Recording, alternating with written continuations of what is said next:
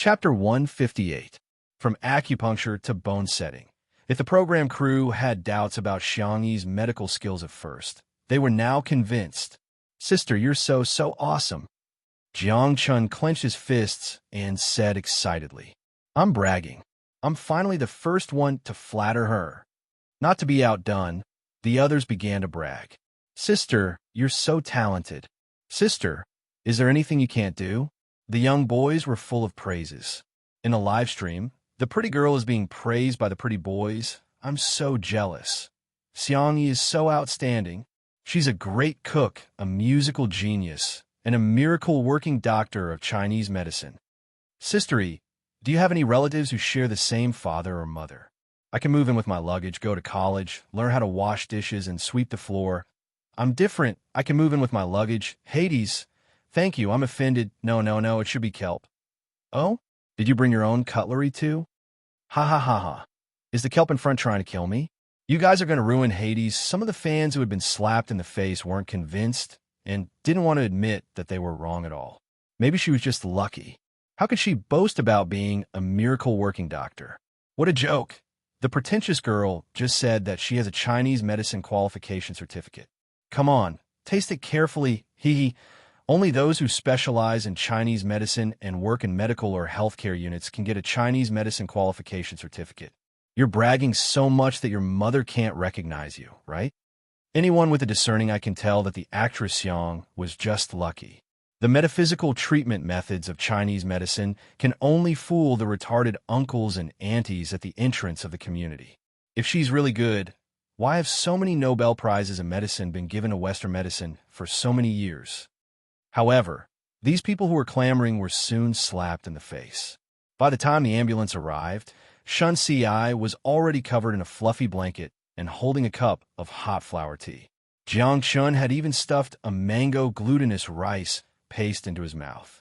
It was made of glutinous rice flour, wrapped in fresh mango as the filling, and rolled a few times in the coconut. It was soft and supple, sweet and delicious, and even one's mood became brighter after eating it. The doctor examined Shin Si and asked in surprise, "Young man, who set your bones? This technique is amazing." Bullet screen. Was this Dr. Bribe? Shin Si pointed at Xiangyi adorably. When the doctor saw that it was such a young girl, especially when he heard that the bone setting took only a few seconds, he was even more impressed. He gave Xiangyi a thumbs up and said, "Little girl, you're amazing.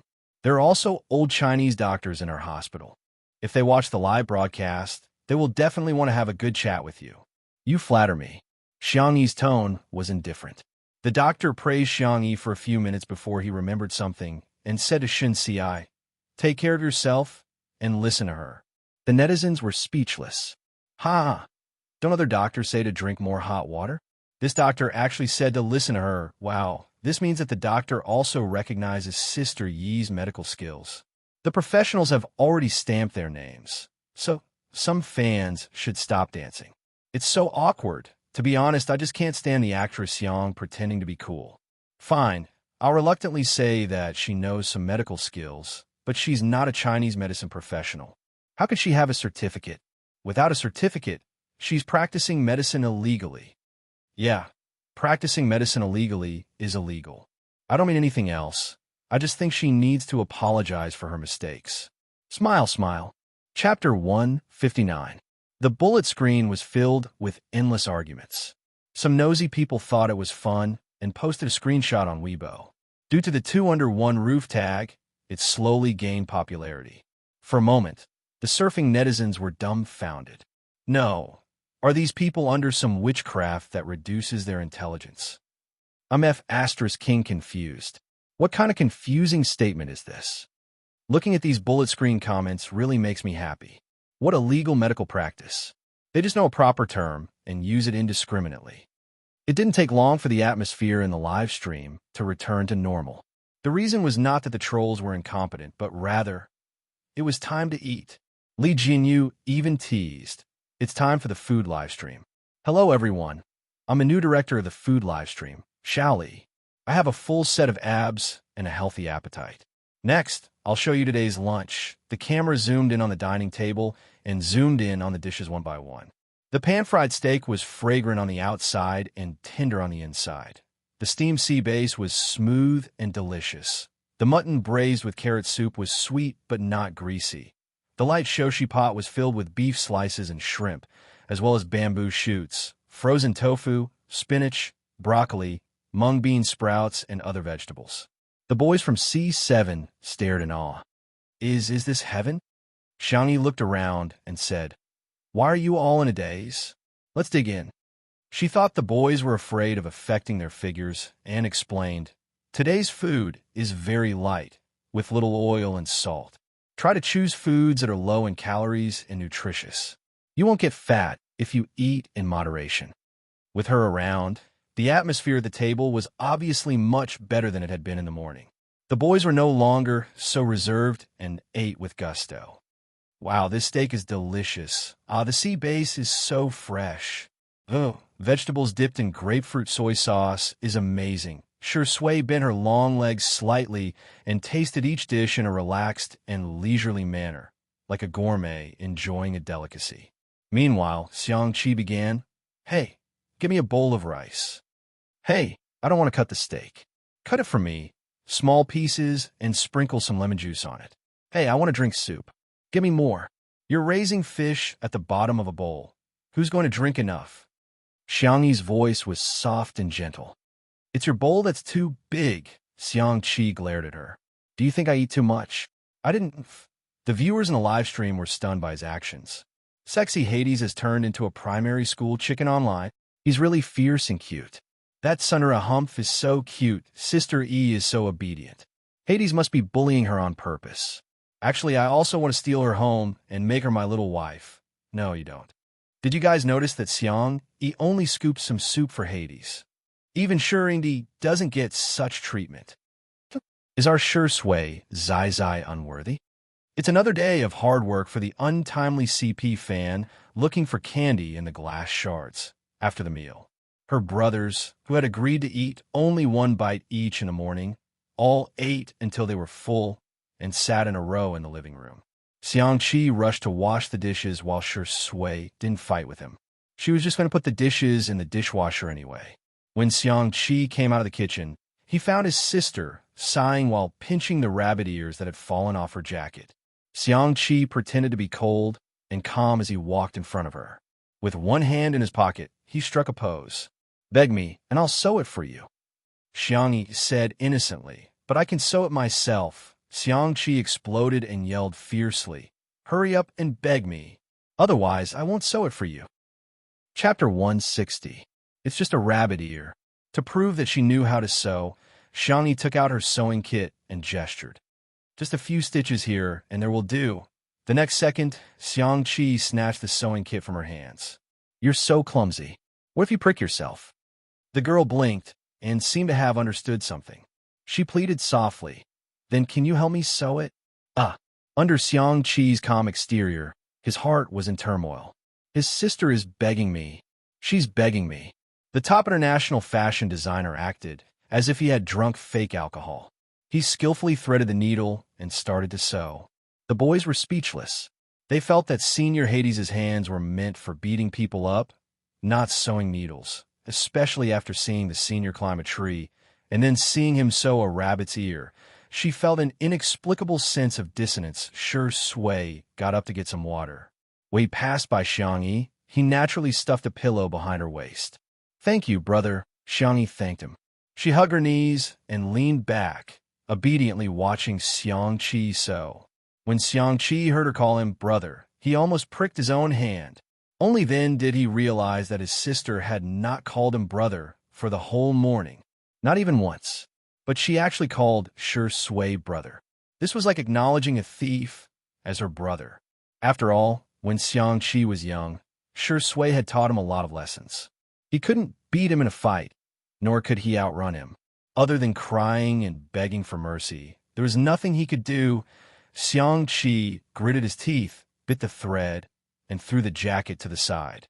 With the jacket on the girl's head, it looked like he was bullying Xiangyi. Shui immediately gave him a warning look. Xiangqi instinctively trembled. Xiangyi took off the jacket. The rabbit ear was firmly sewn on. The stitches were so fine that it was almost impossible to see. Her eyebrows curved slightly. Thank you. Xiangqi was confused. That's it? It's gone? Where's the my dear, handsome brother after the thank you? If not, what about my dear brother? If not, what about her brother? The furious Xiang clan Chi wanted to flip the table. His gaze fell on the table. The light beige tablecloth was dotted with small flowers. It was very warm and idyllic, but it caused Xiangqi to be seriously dissatisfied. He knocked on the table and sneered. Ha! What kind of lousy tablecloth is this? Terrible taste, a black hole in aesthetics, unbearably ugly. Xiangyi's cherry lips parted slightly. This is what you gave me before. The atmosphere in the living room fell into a strange silence. The viewers in the live stream were laughing like crazy. Why is Sister E always so serious and funny? I pricked my own hand, Kikizi. I slapped my own face. To be honest, these two really do look like a couple. Their eyebrows are somewhat similar. This is what a husband and wife look like. Am I the only detective who has noticed the main point? Xiangyi and Hades actually knew each other before. Xiangqi was silent for half a minute, and then no one liked him when he put on his sunglasses. A real designer dares to question, deny, and overthrow themselves. Understand? Xiangyi nodded cooperatively. Yes. Very good. I'll get someone to send the latest fabric I dyed over now. I'll show you what real taste is. After pausing for a few seconds, Xiangqi questioned angrily. Why haven't you said wow to me? Xiangyi, wow. Show some emotion. Your wow is soulless. Xiangyi. Chapter 161. A year had passed, but her brother was still, he hadn't grown up yet. The little girl was used to it as she coaxed, while her soft and sweet voice fell into Xiangqi's ears, making him feel comfortable all over. He resisted the urge to smile and corrected her. You're still lacking a bit. I'll teach you while Xiangyi, wah. Xiangqi, yes, while up and down come, I'll give you a tune. Do Emi turn, the viewers who saw this scene in the live stream. Haha, where did my head fall? This was very clever. Hades' image is about to collapse. What's with the macho meme? Please enlighten me. Hades doesn't look like a muscular guy. It's from a fashion design documentary. Hades showed off his tailoring, embroidery, and other skills in the documentary. The best part was that the entire documentary had many clips of him stepping on a sewing machine. As soon as the clip of him stepping on a sewing machine appeared, the comments would flood the screen. This is what a macho man should do. Over time, it became a meme. On the carpet next to them, the C7 brothers were lying in a row on the couch. The carefree Xiao Naofu seemed to have found a new toy, treating his younger brothers like human spring beds. It jumped from one brother's abdominal muscles to the other brother's abdominal muscles, jingling the bells on its neck. Comments, these abs are so... Ahem, this kitten is so cute. Wah wah wah wah.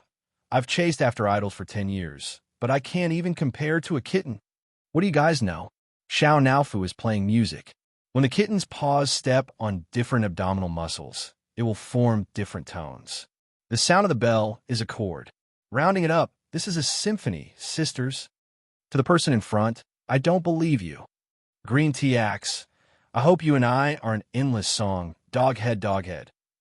Unlike other fast-paced variety shows, the live broadcast of Two Under One Roof felt slow and lazy, but it was very comfortable to watch. However, the number of comments was a lot less than during dinner time. Those viewers who felt that they had been slapped in the face by Xiangyi started to come out again. So, you're still not going to apologize for practicing medicine illegally? Smile, smile. These are two different things. She can save people, but she can't lie. Otherwise, if everyone is like her, how can there be trust between people?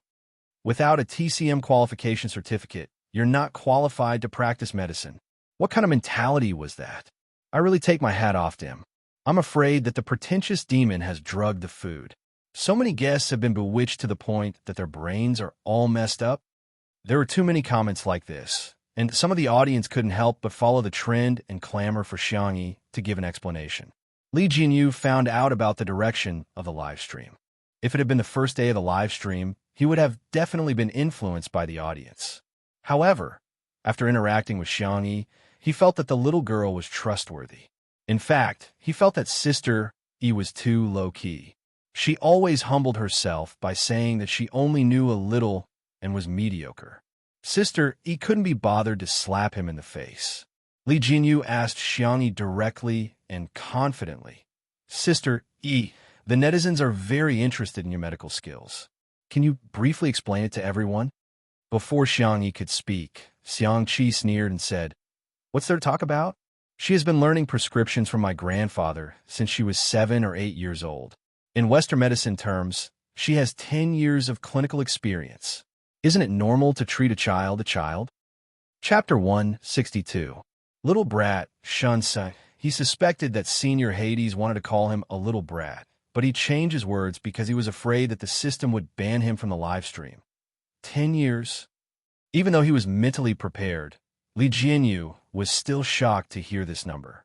If a medical student graduated at the age of 25 or 26, they would have to be in their 30s to have 10 years of clinical experience. In the traditional understanding of ordinary people, doctors were bound to be more capable as they got older. After all, age meant more experience. However, Xiangyi had completely broken everyone's understanding. 7 or 8 years old. Most people were still in the first grade of primary school, but Xiangyi had already started learning how to prescribe medicine. Xiangyi said calmly, "Yes, I've been learning for more than 10 years. I got my Chinese medicine license in my first year of university." Li Jinyu, "I see Sister E is awesome." Jiang Chun, who was half a beat slower, was speechless. "I'm the best." However, Li Jinyu had underestimated how difficult it was to deal with the haters. I circled the keywords. Prescribing medicine at the age of 7 or 8 and getting her medical license in her first year of university. But she herself admitted that she studied agriculture in university. That's a contradiction. She's exposed herself, isn't she? Why is Hades so protective of her? If she's treating patients at the age of 7 or 8, wouldn't she be practicing medicine illegally? How ridiculous. Haha, she's indeed a pretentious spirit. According to her logic, I'll graduate from Tsinghua University while studying in the capital. Some people couldn't wait any longer and went on Weibo to criticize Xiangyi. This time, in addition to the pretentious spirit, they also gave Xiangyi the nickname of a liar. There were a few female celebrities who were very similar to Xiangyi. Seeing that her popularity had been rising recently, they felt a sense of crisis. Hence, they hired an army of netizens to put out Xiangyi's rising popularity. The weakness of lying wasn't that big of a problem, but as long as the rhythm was right, it could easily ruin her popularity and cause the public to hate Xiangyi. Hence, many onlookers appeared in the comment section. Congratulations to Xiangyi for winning the Nobel Prize in Chinese medicine. Practicing medicine at the age of 7, even Huato reincarnated would have to call you a divine doctor. You've all misunderstood. Liar is actually a witch doctor who specializes in casting voodoo spells on men. If you don't believe me, just look at Shi Yingdi, Hades, the C7 brothers, and director Li Jinyu. Which one of them doesn't protect her from the bottom of their hearts? When the term #Xiangyi liars rushed to the end of the hot search, a blogger who did medical science suddenly posted on Weibo, "A medical knowledge every day. The Chinese medicine practitioner qualification examination in our country is an industry admission examination. How do you understand it?" Simply put, it was to evaluate whether you had the knowledge and ability to work as a doctor. Generally speaking, applicants must be Chinese medicine-related majors, and they need to do an internship in a hospital or healthcare center. That is to say, you can't just have theory, but also practice. However, there was a system of apprenticeship in Chinese medicine in China. That was to say, the master taught the apprentice and the father taught the son. Therefore, there was a special examination method in China. That was the traditional medical apprentice qualification examination method. To put it in the simplest way, it was, you have a master who is an old Chinese medicine practitioner. You have studied under your master for more than 3 years. If your master thinks you're qualified, then you can take the examination. After passing the examination, you will be qualified to practice medicine. When this Weibo post was posted, no one cared about it first, until a message popped up Shui V reposted the Weibo post. Chapter 163. Shui had more than 10 million fans on Weibo, and within a few minutes, the number of comments had exceeded 1,000. Brother, you finally remember the password. I'm going to make a bold guess that he's reposting it for Sister E. Damn, I've finished reading the Popular Science article. Does that mean Xiang is really qualified to practice medicine? Shui's fans were not the only ones who were shocked. With his influence, his Weibo post soon made it to the top of the trending list, and in the blink of an eye, it had reached the top 10. Hashtag Xiangyi liars hashtag disappeared and was replaced by hashtag Xiangyi traditional Chinese medicine hashtag. The haters were dumbfounded. They didn't expect that not only did Xiangyi have medical skills, but she was also qualified to practice medicine. She wasn't bragging at all, but merely stating the facts. There were also many passers-by who were curious.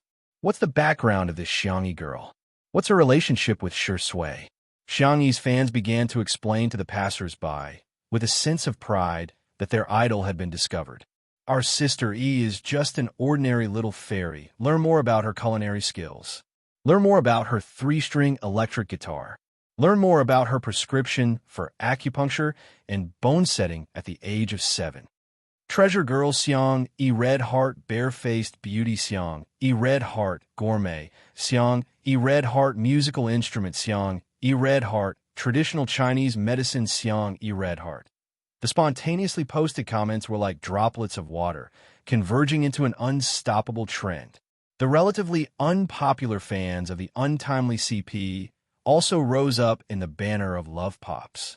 Various edited short videos, Q&A maps, and doujinshi were all seen by the vast number of netizens who surfed the internet and subconsciously gained a large number of fans in the living room of the manor. Shui tapped on the screen a few times with his slender fingers and put away his cell phone. He didn't mention a single word about reposting the Weibo post. It was as if he had done something insignificant and not worth mentioning. The man pushed his gold-rimmed glasses up with his finger, and his gaze fell on Xiangyi. His temperament seemed to be immersed in the spring water of March, gentle and soft. He was wearing a simple dark gray shirt with the sleeves neatly folded in two. The muscles on his forearms were smooth, and the black dial of his watch outlined the changes of the stars and the moon in the northern hemisphere, outlining his refined and ascetic temperament. Regardless of whether it was still or moving, every frame looked like it was living in a pictorial. Bullet screen. From the trending searches on Weibo, why are the variety show guests either sitting or lying down? New untimely couple fan reporting for duty. He's giving out sweets as soon as he arrives. The wife-obsessed Shuringdi. Ah, if you didn't mention it, I wouldn't have noticed. Shui really seems to be looking at Sister E. She's knocked. Ding-ling, Xiangqi's assistant, was extremely efficient. He delivered the fabric as quickly as possible. Mr. Hades, do you have any new inspiration? As soon as the assistant entered, he ignored the staff of the variety show and was so excited that he was about to cry. If you have any instructions, I'm at your service. Xiangqi said coldly. No need. I'll do it myself. The assistant's voice trembled. What are you going to design? A dress? An evening gown? Dresses were Xiangqi's best and most spiritual designs. You reminded me, Xiangqi said thoughtfully. In addition to the tablecloth, I have to make a few more aprons. The cutest sister should be paired with the prettiest apron. The assistant. The netizens. Chapter 164. A few minutes later, the sound of a sewing machine could be heard in the live stream. Xiangqi tied up the long hair on his forehead into a small ponytail, revealing his clear and beautiful eyebrows. He was serious and focused on adding white lace to the cut tablecloth. In the live stream, this is what a macho man should do. F***CK. Hades is so skillful with his hands. Our Hades' professional skills must be praised to the max. He's proficient in tailoring, sewing, and embroidery. Why does the assistant look so dazed? She doesn't look very smart. Roman, who was Xiangqi's assistant, watched as his designer cut the precious fabric into tablecloths. That was a preparation for future works. Some designers would use ready-made fabrics from the market, but Hades was different. Every piece of his work was designed by himself, and sometimes he would even dye it himself. The raw materials, craftsmanship, and dyes used were all the best in the industry. But now, they were being made into tablecloths. With every tablecloth he made, Roman's heart bled. He closed his eyes and pretended not to feel heartache. Xiangqi made 7 or 8 tablecloths and couldn't stop at all. It was Xiangyi who stopped him. Enough, enough, it's really enough. Even if you change one every day, it'll last for a long time. Okay, let's make these first. Xiangqi was still a little unsatisfied. Hey, I suddenly have an idea. Roman opened his eyes, unable to hide his excitement. Was he going to design a new piece of work? Was he going to witness the birth of a genius piece of art again? The next second, this lace will definitely look good with a creamy yellow apron. Xiangqi pointed at the various fabrics and accessories Roman had brought. Since you already have an apron, you should also use a matching hairband. Aren't sausage hairbands very popular now? Jiangchan raised his hand weakly. Not sausage, Xiangqi, then what is it? Sausage? Jiangchan carefully explained. Last time, the makeup artist told me that it's called a large intestine hairband because it resembles a pig's large intestine. That sounds disgusting. Xiangqi looked disgusted, then turned to Xiangyi and said, Hey, I want to eat stir-fried peppers with intestines tonight. Okay. So Xiangqi went back to work happily. Thus, Roman closed his eyes again 2 hours later. Roman cooperated with Xiangqi to make more than a dozen small aprons of various styles. Some had lace edges, some had large bows, and some had small furry balls. There were also dozens of hair rings. Her hair rings were all wavy like clouds. There were floral patterns, plaid patterns, pure colors, silk, velvet. Every one of them was exquisitely made. There was a bunch of rainbow farts in the live stream. Oh my god, Hades is too good. All of them are so girly. Yes, I want to have it. I want to buy it all. Host, quickly give me the link. Doghead, a big shot is a big shot indeed. Even the little things he made are so beautiful. QAQ, I'm so envious of Xiangyi. Xiangqi was very satisfied with the finished products. Holding them all in his arms, he pretended to take a stroll to the kitchen door and coughed twice. Xiangyi, who was preparing ingredients, turned around. Seeing that it was him, her eyes curved. She trotted over to him and tiptoed to stuff a small biscuit into his mouth. Is it good? The girl smiled sweetly and gently. Xiangqi's Adam's apple bobbed. He forgot to chew and swallowed the biscuit directly. Chapter 165. His eyes met with his sister's expectant gaze. Xiangqi, before he could taste anything, his throat was already sore. The man was expressionless and cold. It's all right, as long as you like it. Xiangyi turned around to get the tray. I just baked 2 plates. I'll bring them to the living room. For those brats and that old man to eat. Xiangqi blocked the door and refused to let her out. Hey, do you want these? Only then did Xiangyi notice the large pile of hair rings he was holding. Girls had no resistance to such things. Her eyes lit up.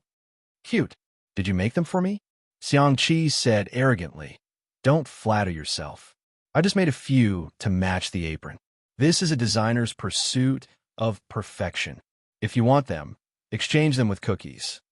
Xiangyi blinked. Seeing that both his hands were occupied, she picked up a small cookie. Bend down, I'll feed you. Short legs are so troublesome. Xiangqi's tone was disdainful, but his waist bent down honestly. The girl fed him a small cookie. It was a very common cookie, but it was especially delicious after being baked by her. It was sweet and mellow, golden and soft, with a rich milky taste mixed with the aroma of sesame seeds. The delicate texture made him want to eat another piece. Xiangqi declared childishly, These hair rings are all yours, and these cookies are all mine. But no buts. I want to eat all to myself. Xiangqi said fiercely. Xiangyi looked up and asked innocently, Then can I have a piece? She had been baking for so long, but she hadn't tried it yet. Whoosh! Xiangqi's sister-obsessed heart was struck. He raised his chin. Since you're begging me, I'll reluctantly let you have a taste. The live stream was still going on. When a netizen saw this scene, the real-time comments instantly surged. Ah, this is hard to understand. I feel like Sister E is unconditionally good to Hades. The untimely CP fans are heartbroken, and they even want to cheat on the two of them. To be honest, Xiang E is so gentle that she could be a CP with anyone. Wasn't she with Yin, Nai's younger brother? What's a little puppy? I like hunks like Hades who are sexy and strong enough to step on a sewing machine. Xiangqi stuffed all the hairpins into his sister's pocket, and the siblings finished off a plate of biscuits in the kitchen. In the Xiang family, not to mention eating alone, even a bite of food had to be snatched. Now that he could eat alone with his sister, Xiangqi was simply too happy. He hummed a little tune as he returned to the living room, showing off to everyone. Xiangyi made biscuits as asterisk at asterisk asterisk asterisk asterisk SS. It's just for me. Everyone, Roman was sobbing softly as he huddled around a pile of leftover tailoring materials. He had been with Xiangqi for many years and knew about the relationship between Xiangqi and Xiangyi. It was precisely because he knew that he felt bad for Xiangqi. She was a woman who ruined his career. Forget it if he kept cutting ties with her. Why did he have to waste these precious materials on her? She wasn't worth it. She wasn't worth it at all. God, I, Roman, am praying to you sincerely.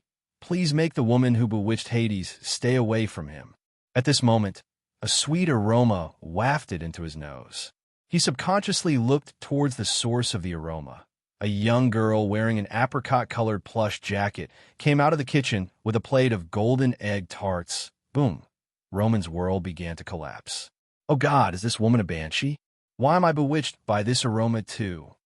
Chapter 166. At that moment, Roman was reminded of the mythical sirens who used their heavenly songs to bewitch sailors in the deep sea, causing their ships to sink on the rocks. In his eyes, the fair and gentle Asian girl in front of him was equivalent to a siren. The opposite of the heavenly voice was the sinful food in her hand. It's just a few egg tarts. France's desserts are the best in the world. He absolutely had to stay rational. Xiangqi felt like he had been struck by lightning. Apart from biscuits, my sister actually made egg tarts? And it's not just for me.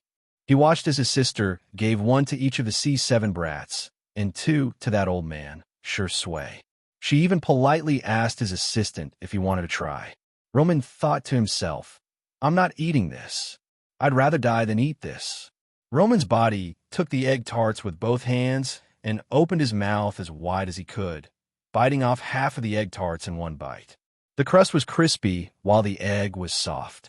The crispy crust blended perfectly with the smooth filling. The aroma of milk, egg, and caramel blended together to create a sweet but not greasy taste. His brain felt like it had exploded with fireworks, going from brilliant to blank. It took him a long time to come to his senses. Roman looked at the half-egg tart in his hand in disbelief. How can this be? How can this be? How can there be such delicious egg tarts in this world? In a trance, he thought, perhaps the sailors were willing to be bewitched by the siren and sacrifice themselves to the sea by striking the rocks so that they can listen to the sounds of nature forever. Roman couldn't bear to eat the remaining half of the egg tart in the same extravagant way as before. He carefully bit off a little bit with his lips, and the wonderful texture instantly captured all of his taste buds. Roman drew a cross in front of his chest piously. Oh God, it turns out that being bewitched by a siren is such a blissful thing. Amen. The boys had also started eating. The kids ate everything with great relish and kept praising them, making the viewers in the live stream truly envious. Why are they eating again? I want afternoon tea too. I didn't like Xiangyi at first, but when I thought about how the kids can only eat their fill for a day on this show, I couldn't hate her anymore.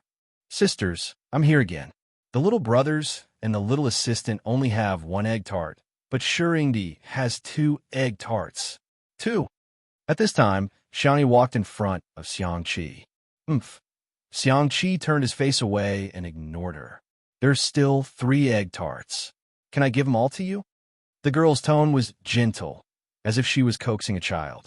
The haters finally found a chance to criticize, so they immediately started typing on their keyboards. Here it comes again. Are the Xiang women the type to please? You're always trying to please others. It's precisely because there are women who don't see themselves as humans, but as vassals of men that women have no status in this society. There's a lamentable ideology that objectifies women and treats them as objects. The most lamentable thing is that women objectify themselves. The value of a woman's existence isn't to please others, but what about Xiangyi? How many people are watching this live stream? How many underage women have she set a wrong example for? These people were feeling smug in front of their screens, thinking that they had managed to control the flow of the show. However, they heard the girl's gentle voice. "Brother, don't ignore me." Her fair and slender fingers tugged at the man's sleeve and swayed gently. "Don't be angry anymore, okay?" Chapter 167. Shui glanced in Xiangyi's direction. The boys, who were munching on egg tarts, were dumbfounded. Especially Jiang Chun, who had seen Xiangyi teach Sister Ling a lesson, was so shocked that his eyes widened. Isn't Sister valiant and strong? Who is this coquettish girl? Everyone heard a complete sentence. And in Xiang Qi's mind, two words were circulating endlessly. Brother, brother. His slow brain finally reacted. Xiang Qi stood up and raised his voice. "What did you call me?" Xiangyi was a little helpless. If you don't like it, I won't call you that again." Perhaps from an outsider's point of view, the blood ties between family members couldn't be severed. However, it was often the most painful when family members complained about the harm done to them. In the past year, the person who had taken over her body had ruined her third brother's career. There was no doubt about that. A mistake was a mistake. No one had the right to forgive on behalf of her third brother. Looking at the girl who was as cautious as a frightened bird, Shui frowned deeply. He had seen Xiangyi in many different ways. She was bright and beautiful, gentle, confident, arrogant, willful, drunk, crying, but he had never seen her show such a timid and humble expression in front of anyone. The comments in the live stream surged. Am I hearing things? Why is she calling him brother? Didn't Sister E say in an interview that she was an only child? Does anyone know what Hades' Chinese name is? I have a bold guess. Haha. It's obvious that this is a premeditated script. It's just a fake couple. Do they really think this is some kind of food show? Love and drama are the most interesting things to talk about in variety shows. Xiang Qi took a few deep breaths before he could adjust his heartbeat. Brother? He sneered. You still know that I'm your brother? Xiangyi whispered. I've always known. Xiangyi looked up. Brother, I was wrong. I'm sorry. She didn't know how to explain the matter of transmigration. After all, it sounded beyond the reasonable understanding of ordinary people. It was too much like a lie that she made up to find an excuse. Therefore, Xiangyi decided to explain later when she had the chance. Now, she just hoped that her brother wouldn't be angry anymore. Although the third brother was childish, immature, he was really, really good. He would make her dresses, read her poems, teach her how to dance, and make up fairy tales under the moonlight. When inspiration struck, he would draw stacks of manuscripts and paste them all over the walls and windows. Then, he would pull her and show them off crazily. Third brother had a sharper and more sensitive personality than ordinary people. He was also more easily affected by emotions than ordinary people. When he was angry, it was very difficult for him to have design inspiration. Xiang Qi stared at her. The corners of the girl's eyes were red. She felt wronged and weak, and her eyes were filled with tears. The look in his eyes was different. In the beginning, Xiang Qi had only suspected that his sister had been possessed by something strange, or that she had split into two personalities. But now, he was 100% sure that the sister he had met in the past year wasn't his sister at all. He said fiercely, Do you think I'll forgive you just because you say sorry, you make some delicious food, and you call me brother? Xiangyi shrank back. Her starry eyes dimmed as she sniffed. Oh, the next second, she heard her brother roar loudly and decisively. I will. Chapter 168. The living room was so quiet that only the faint sound of the live stream equipment could be heard. Xiangyi raised her head and stared blankly at Xiang Qi. After Xiang Qi finished yelling, He realized in hindsight that he was embarrassed. His ears burned, and he ground his teeth. He felt a sense of humiliation turning into anger. But when he met his sister's clear eyes, his anger instantly dissipated. He grabbed the girl's soft hand and shoved the corner of his shirt at her domineeringly. Xiang Yi's face was filled with confusion. Xiang Qi said fiercely, "Hurry up and call me Big Brother. Don't you know how to coax me when I'm angry?" In the live stream, the viewers who saw this scene were dumbfounded. Why was this plot completely different from what they had expected? This plot doesn't play by the rules. Hades is too cute. He's devilish on the outside, but arrogant on the inside. I love him. The interaction between these two is too confusing. They don't look like a couple. What's their relationship? Those who say our sister E is sucking up to Hades, open your eyes and see clearly who's sucking up to whom. Hades was clearly the one who made sister E an apron and a hair tie first. Xiang Yi's emotions were complicated. She gripped the corner of her brother's shirt tightly, her voice tinged with a slight sob. You don't blame me anymore? The C7 boys didn't know what she meant, but sure Sway and Roman did. Especially Roman. He had witnessed the birth of Hades's genius creations, and had also witnessed them being devoured and destroyed by the flames. How could he forgive her so easily? But, thinking of that delicious egg tart just now, Roman felt that he could forgive her just a little bit, of course. This woman would have to make up for it with sincere remorse and practical actions in the future. I know it wasn't you, Xiang Qi said in a voice that only the two of them could hear. Xiang Yi froze. She thought that even if she explained, her brother wouldn't believe her. However, she didn't expect that before she could even explain, her brother had already seen through the truth and chose to trust her. Seeing that his sister's eyes were as red as a rabbit's, as if she couldn't even hold back her tears, Xiang Qi resumed his fierce tone. Idiot, don't you even know how to act cute? Do you need me to teach you step by step? Xiang Yi. Okay. Xiang Qi. All right, I'll show you. He pinched his throat and imitated the shy tone of a little girl. Big Brother is the best in the world. Brother is the most handsome man in the world. C7's little brothers. Where was the arrogant and cold senior Hades from this morning? The audience in the live stream room. Hades, I'm just kidding myself. I want to see Sister E act coquettishly. I've already started recording.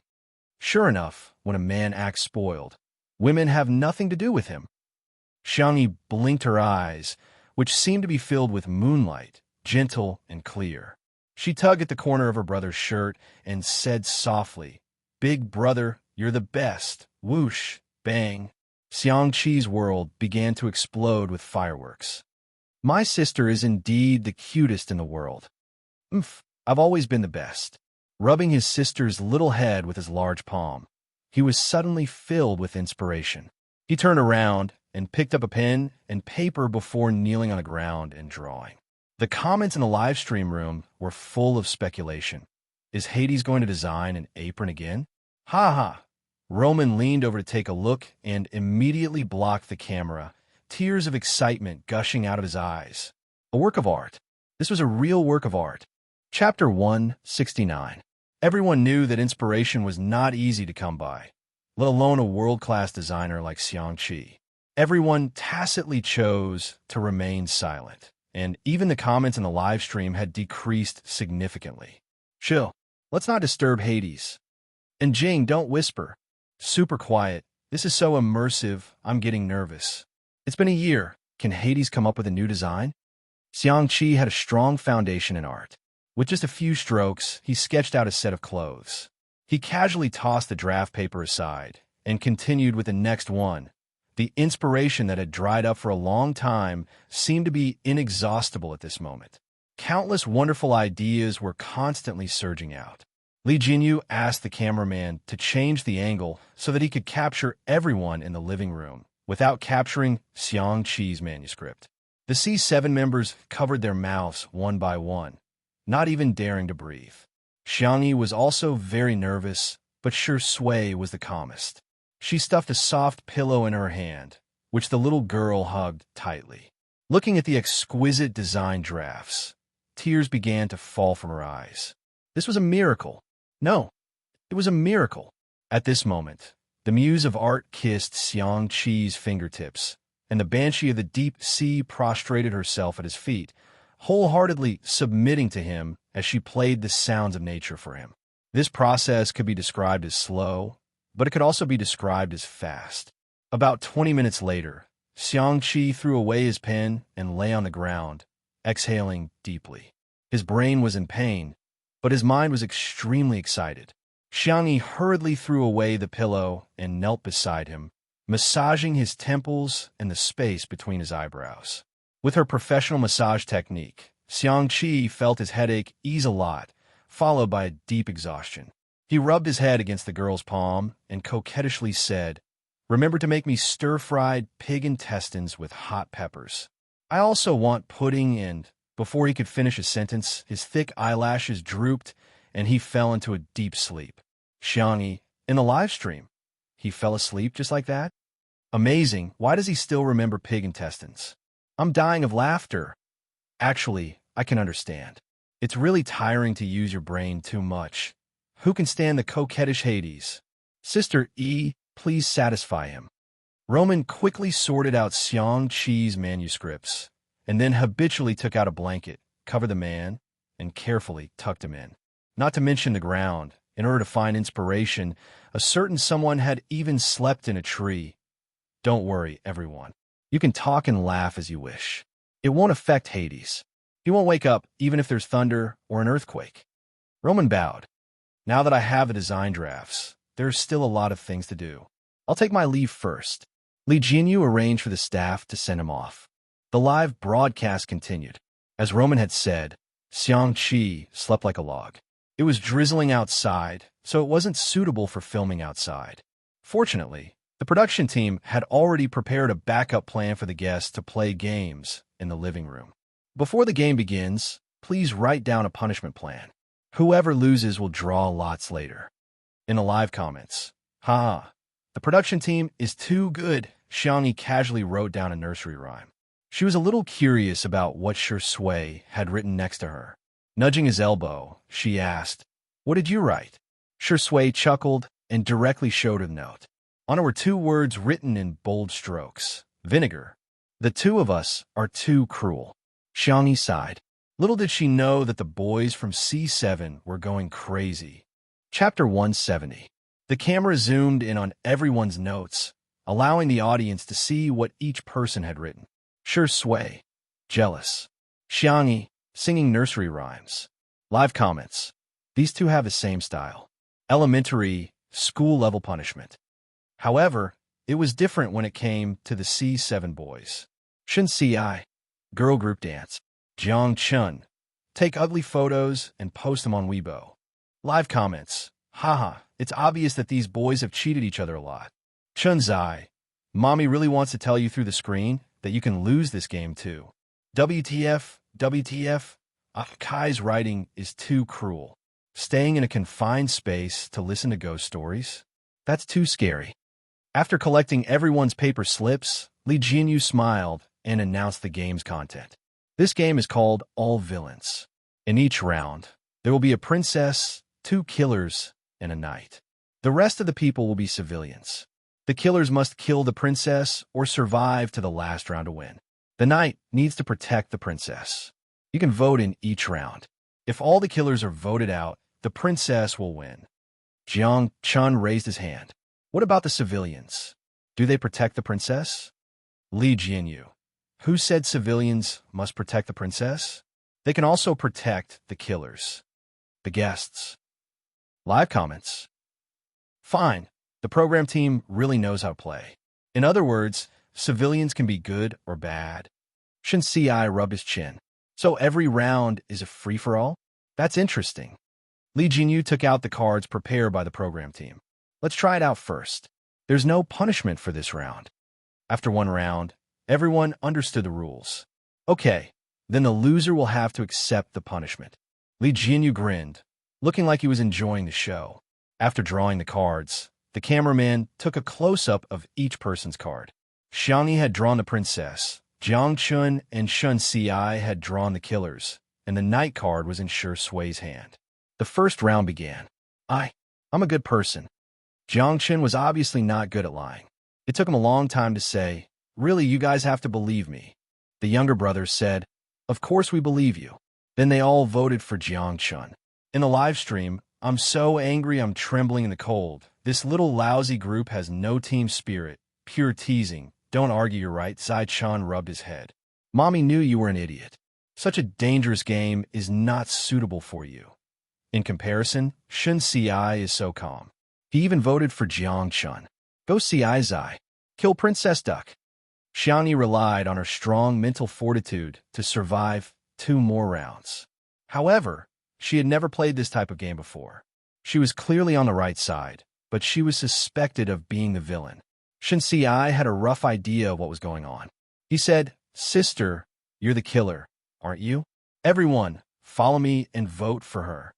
Everyone voted. Shi Sui was the only one who hadn't voted yet. Shun Si urged, "Senior Shi, hurry up and vote." Shi Sui pushed his glasses and looked at Xiangyi with gentle eyes. "Aren't you going to beg me?" His deep and mellow voice was both sultry and seductive. Xiangyi muttered softly, "But you only have 1 vote. It's the same no matter who you vote for." "That's true." Shi Sui chuckled. "Since we can't live together, let's die together." With that, he casually pointed at someone, looking lazy. Game over. The killer wins. The princess and the knights have been eliminated. Next, please draw the game's punishment. Chapter 171. Li Jinyu announced the results of the game, sounding a little smug. He hadn't expected to see Daddy Shi fail in his lifetime. How satisfying. He secretly flipped through the punishment slips. Girl group dance, ugly photos, and posting them on Weibo were nothing. The most ruthless punishment was to wear women's clothing. Imagining Daddy Shi in women's clothing, Li Jinyu couldn't help but laugh out loud. The comment section of the live stream was also filled with laughter. "Director, you're laughing too loudly. This director is really poisonous. I can't help but laugh when he laughs. I'm looking forward to seeing what punishment Shurindi will get. I must be a fake fan."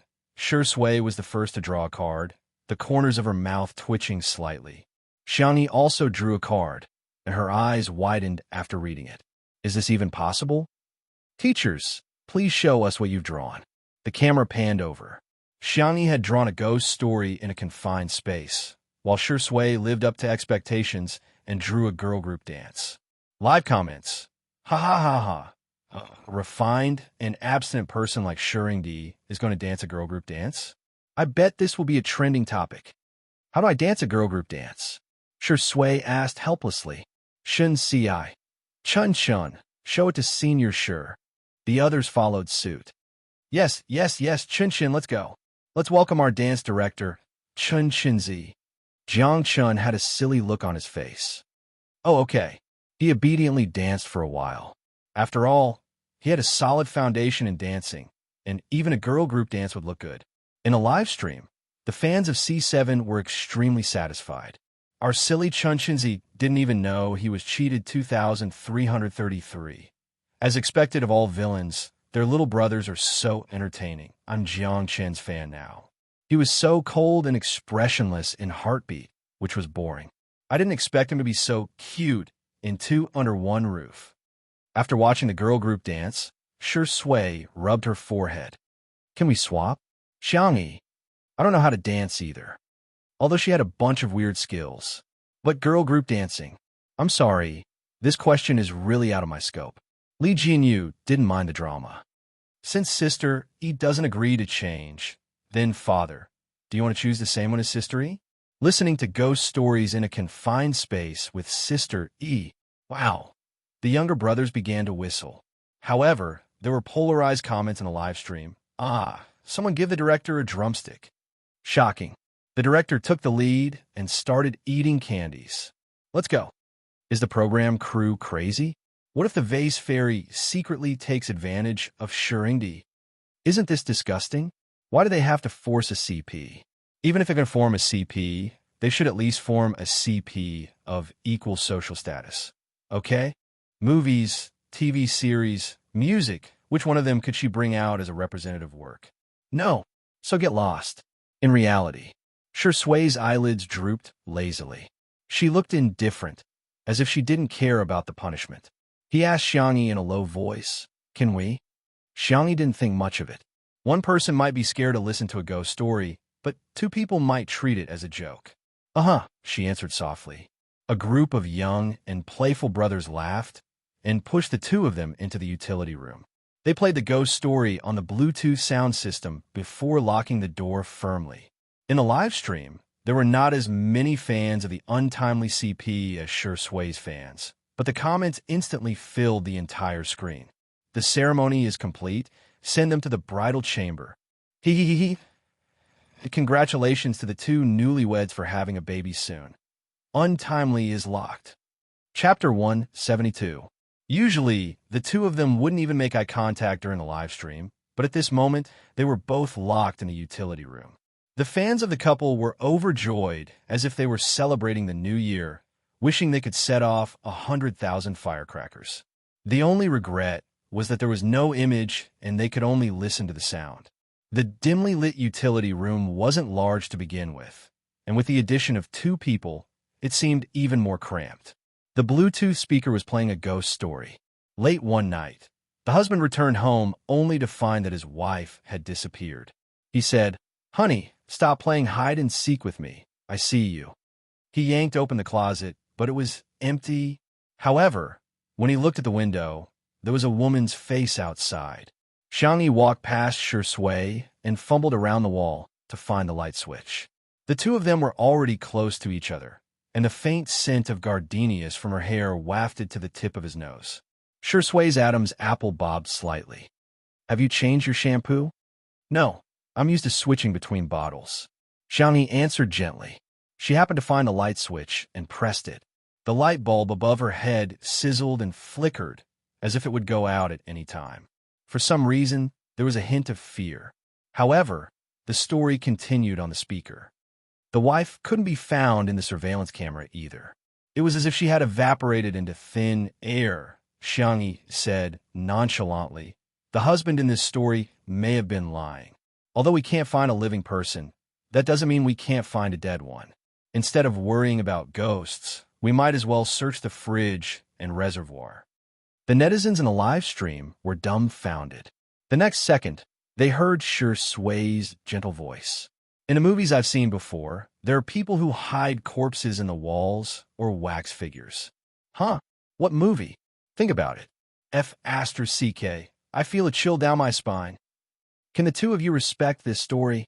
Where's the plot where I imagined sister throwing herself into Sui's arms out of fear?"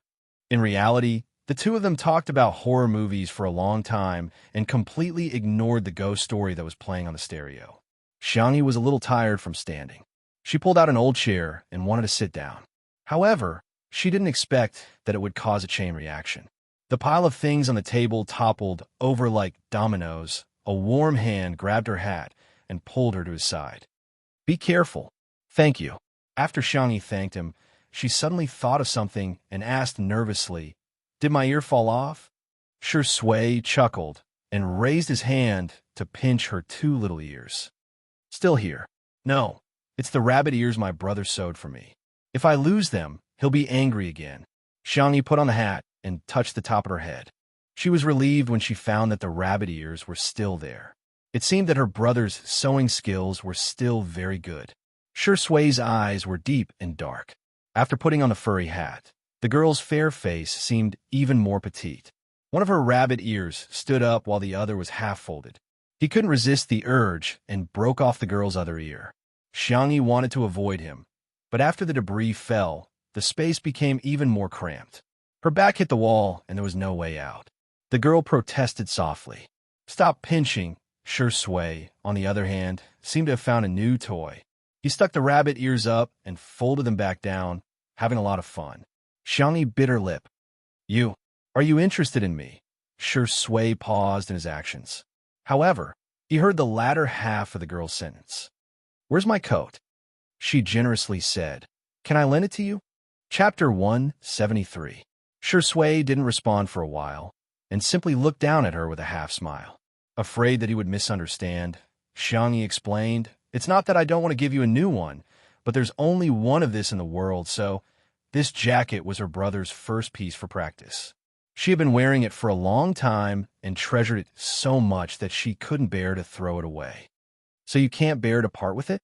Sure Sway's voice was languid, and there was a hint of abstinence in it after he deliberately lowered his voice. He raised his hand to adjust his loose tie, and his upturned peach blossom eyes widened into a smile. It's okay, you can lend it to me. Xiangyi was a little surprised, but she quickly regained her composure, thinking to herself, it seems that he really likes this jacket. It couldn't be helped. Her brother's designs were the best in the world. Who could resist? In a live stream. Sure Sway, are you going to blink when you're threatened? The pretentious spirit is at it again, and it's the only one in the world. Blarg, director, open the door. I want to see Sure Sway in women's clothing. I'm greedy. I want to see Sure Sway in women's clothing and dance in a girl group. Haha. Coincidentally, the story in the stereo had also ended. The door was opened. The naive boys began to jeer. Sister, lend the jacket to Senior Sure. Xiangyi looked at Sure Sway and confirmed with him again. You really want to wear it? Huh? You're not going back on your word, are you? Sure Sway's thin lips curled into a teasing smile. Xiangyi took off her jacket and handed it to him. There was still some warmth left on the jacket, which was warm and vaguely ambiguous. Sure Sway didn't feel embarrassed at all and calmly put on the girl's fluffy jacket. The jacket was a loose-fitting style, and on the tall and thin man, except for the short sleeves, it was surprisingly suitable. Li Jinyu, who was secretly laughing, suddenly couldn't laugh anymore. He thought that Daddy Sure would be embarrassed in women's clothing, but F***CK. Sure Sway. Oh, it looks pretty good. He calmly put on his hat and put his hands in his pockets. His peach blossom eyes were filled with a seductive smile. Thank you, Sister E, in the live stream. If you wear our Sister Yi's clothes, you'll be one of Sister Yi's people. Shuringdi is so manly. His shirt with bunny ears, shark me. The jacket is so cute. Taobao used image recognition to search, but there really isn't a similar design. Is this some niche brand? For the rest of the game, Sure Sway wore Xiangyi's jacket the whole time. He was so calm and natural that no one thought anything of it. Xiangyi was the only one who felt that something was wrong. After playing 2 rounds with everyone, she exited the game and went to the kitchen. Xiao Naofu circled around her feet and softly whined. Meow, meow. Are you hungry? Xiangyi touched its belly. It was still round. She felt helpless. Xiao Naofu, did Jiang Chun and the others secretly feed you? Xiao Naofu looked innocent. Those stinky little brothers want to hug me. Of course they have to pay the price. You'll get fat if you eat too much. Xiangyi tried to reason with it. Hearing this, the soft kitten lay down on the ground, revealing its white belly. It tilted its head and said in a childish voice, Meow, meow, meow. Does Sister not love me anymore? I only have Sister in my heart. When I see you, I don't even want to blink, Xiangyi. You actually learned to act cute for a bite of food. Xiao Naofu, this trick. You can do more in the future. Chapter 174. After rubbing Xiao Naofu from head to toe, Xiangyi figured it was either hungry or gluttonous. She cut a small piece of fish into thin slices, roasted them, sprinkled some seasoning on them, and fed them to the kitten. The fresh fish was cooked at just the right temperature, and it tasted many times better than the snacks the stinky boys fed it. Xiao Naofu whimpered and ate with relish. After finishing the last few slices, the cat's round eyes turned. It picked up the fish slices and walked gracefully to Sure Sway with its short legs. Sure Sway and the others were still playing games in front of the coffee table. The kitten nudged Sure Sway with its head. After the other party gave it a puzzled look, it slowly ate the grilled fish slices. Jiang Chun, is Xiao Naofu eating the fish that you caught, Senior? Xiao Naofu was even more proud. Hee, stinky man, I'll always be Yi's favorite. You're only worthy of fishing for me. Meow. Sure Sway said calmly. Do you have a reliable pet hospital to recommend? Is Xiao Naofu sick? Jiang Chun asked nervously. It's not sick, Sure Sway smiled. I just want to know what to pay attention to before a kitten is sterilized. Xiao Naofu, Sigma, degree, F***CKU, Jiang Chun. But Xiao Naofu doesn't even have a girlfriend yet. Sterilizing it will deprive it of its happiness. Bullet comments.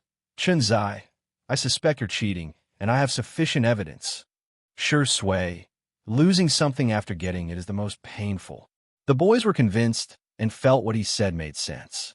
But for Xiao Naofu, it was like a bolt from the blue. What to do? What to do? What if the stinky man secretly took it to a pet hospital when he wasn't around? Xiao Naofu suddenly felt a chill under its tail. It hesitated, then leaned over to Sure Sui and spat out a piece of grilled fish. It urged anxiously, meow meow. The netizens were tickled by this scene. Ha ha ha, Green Tea Meow is admitting defeat. Green Tea acts, Big brother, try this fish, it's so delicious. Have you guys noticed? Shurindi only bullies Xiao Naofu when Sister E isn't around. He's just like my dad, who often bullies me behind my mom's back cack. Sure Sui lovingly rubbed the back of Xiao Naofu's neck and fed it the grilled fish. Be good, okay? Whoa, stinky man. Xiao Naofu cried in its heart, and then tears flowed down from the corners of its mouth. It howled and bit into the grilled fish. How fragrant. The live stream in the afternoon went very smoothly and was very popular. Hashtag Hades' inspiration explosion hashtag. Hashtag Jiangchen's girl group dance hashtag. Hashtag Shuringdi's women's wear hashtag, and other topics were all highly discussed. In the blink of an eye, it was dinner time. Xiangyi wasn't sure when her brother would wake up, so she left some food for him and asked her brothers to bring the rest to the table. When she passed by her brother, she helped him tuck in his blanket. In some people's eyes, this scene was heartwarming and thoughtful, but in others' eyes, it was an unforgivable sin. There are actually people who don't think there's a problem. Have you all forgotten how disgusting the Xiang actress was back then? Then let me remind everyone. Sneak into Shuringdi's room. She's the kind of girl I hated the most when I was a student. She would go around calling everyone her brother. She's coquettish and pretends to be an innocent white lotus. Does she deserve to be called Big Brother Hades? Flirting with Hades while putting her own jacket on Shuringdi. If this isn't two-timing, what is? Chapter 175. Some netizens retorted. Hades also calls Xiangyi little sister. They might be siblings. A bunch of people immediately retorted. Haha, she said in an interview that she's an only child. Where did this brother come from? I now suspect that Smog isn't her biological brother either. He's just cooperating with her. How can there be so many coincidences in this world? Do you think reality is more exciting than TV dramas? The comment section was extremely noisy, and many people who didn't know what was going on were led astray. They either turned off the live stream or helplessly blocked the bullet screen. Why are there so many arguments every day? The staff immediately reported to Li Jinyu about the situation in the bullet screen. Li Jinyu frowned deeply. After all, there were so many netizens that it was normal for there to be haters. However, it was mealtime. After so many days of live streaming, the most attractive part of Two Under One Roof was the food that Xiangyi cooked. Hence, the comments during mealtime would be very harmonious. Today's large-scale argument, it was very abnormal. Li Jinyu suddenly thought of something and clicked on Chun Mion's WeChat Moments, the director of Heartbeat. He had posted a status update a few minutes ago. Chun Mion, Muyao TV. Muyao TV's new livestream variety show, Eating Well for All 3 Meals, has officially set sail. Thanks to Meijia Milk by a Xiang Laundry Solution and Great Sports, 2 A-list celebrities have appeared. Tomorrow at 9 a.m., we will unveil 2 mysterious guests. Li Jinyu gritted his teeth. He didn't expect Chen Mian to start another variety show after the incident where he cheated his fans of their money. The name and number of guests were obviously the same as Two Under One Roof. Shameless. Li Jinyu gritted his teeth. He didn't expect to be so disgusted even after leaving Muyao TV. The public relations department of Muyao TV was extremely powerful, and the negative comments in the live stream were probably their doing. In order to promote their own variety show, they didn't hesitate to destroy their competitors. Such vicious competition was really despicable. At the dining table, no one knew about the bloody storm in the comment section. After the food was served, the boys ate very slowly. Xiangyi was puzzled. What's wrong? Is it not to your liking? Should I make something else for you? Considering that her younger brothers were growing but had to maintain their figures, she tried her best to make high-protein but low-calorie food. The most nutritious dish was a medicinal soup.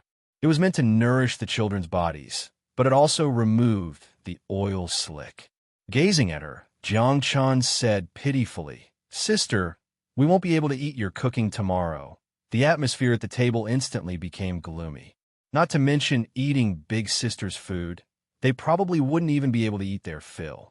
Only then did the younger brothers realize what Senior Sure meant by losing something after obtaining it is the most painful. As expected of a senior, this was the truth of the world. How about this? What do you want to eat? You can send me a WeChat message, and I'll get the driver to deliver it to you.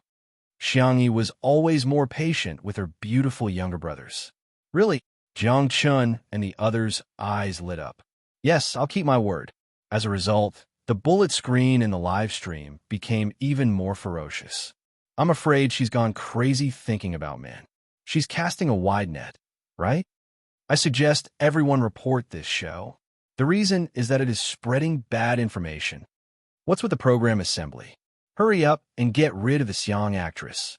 Don't let her ruin good men like Shuringdi and Hades' younger brothers.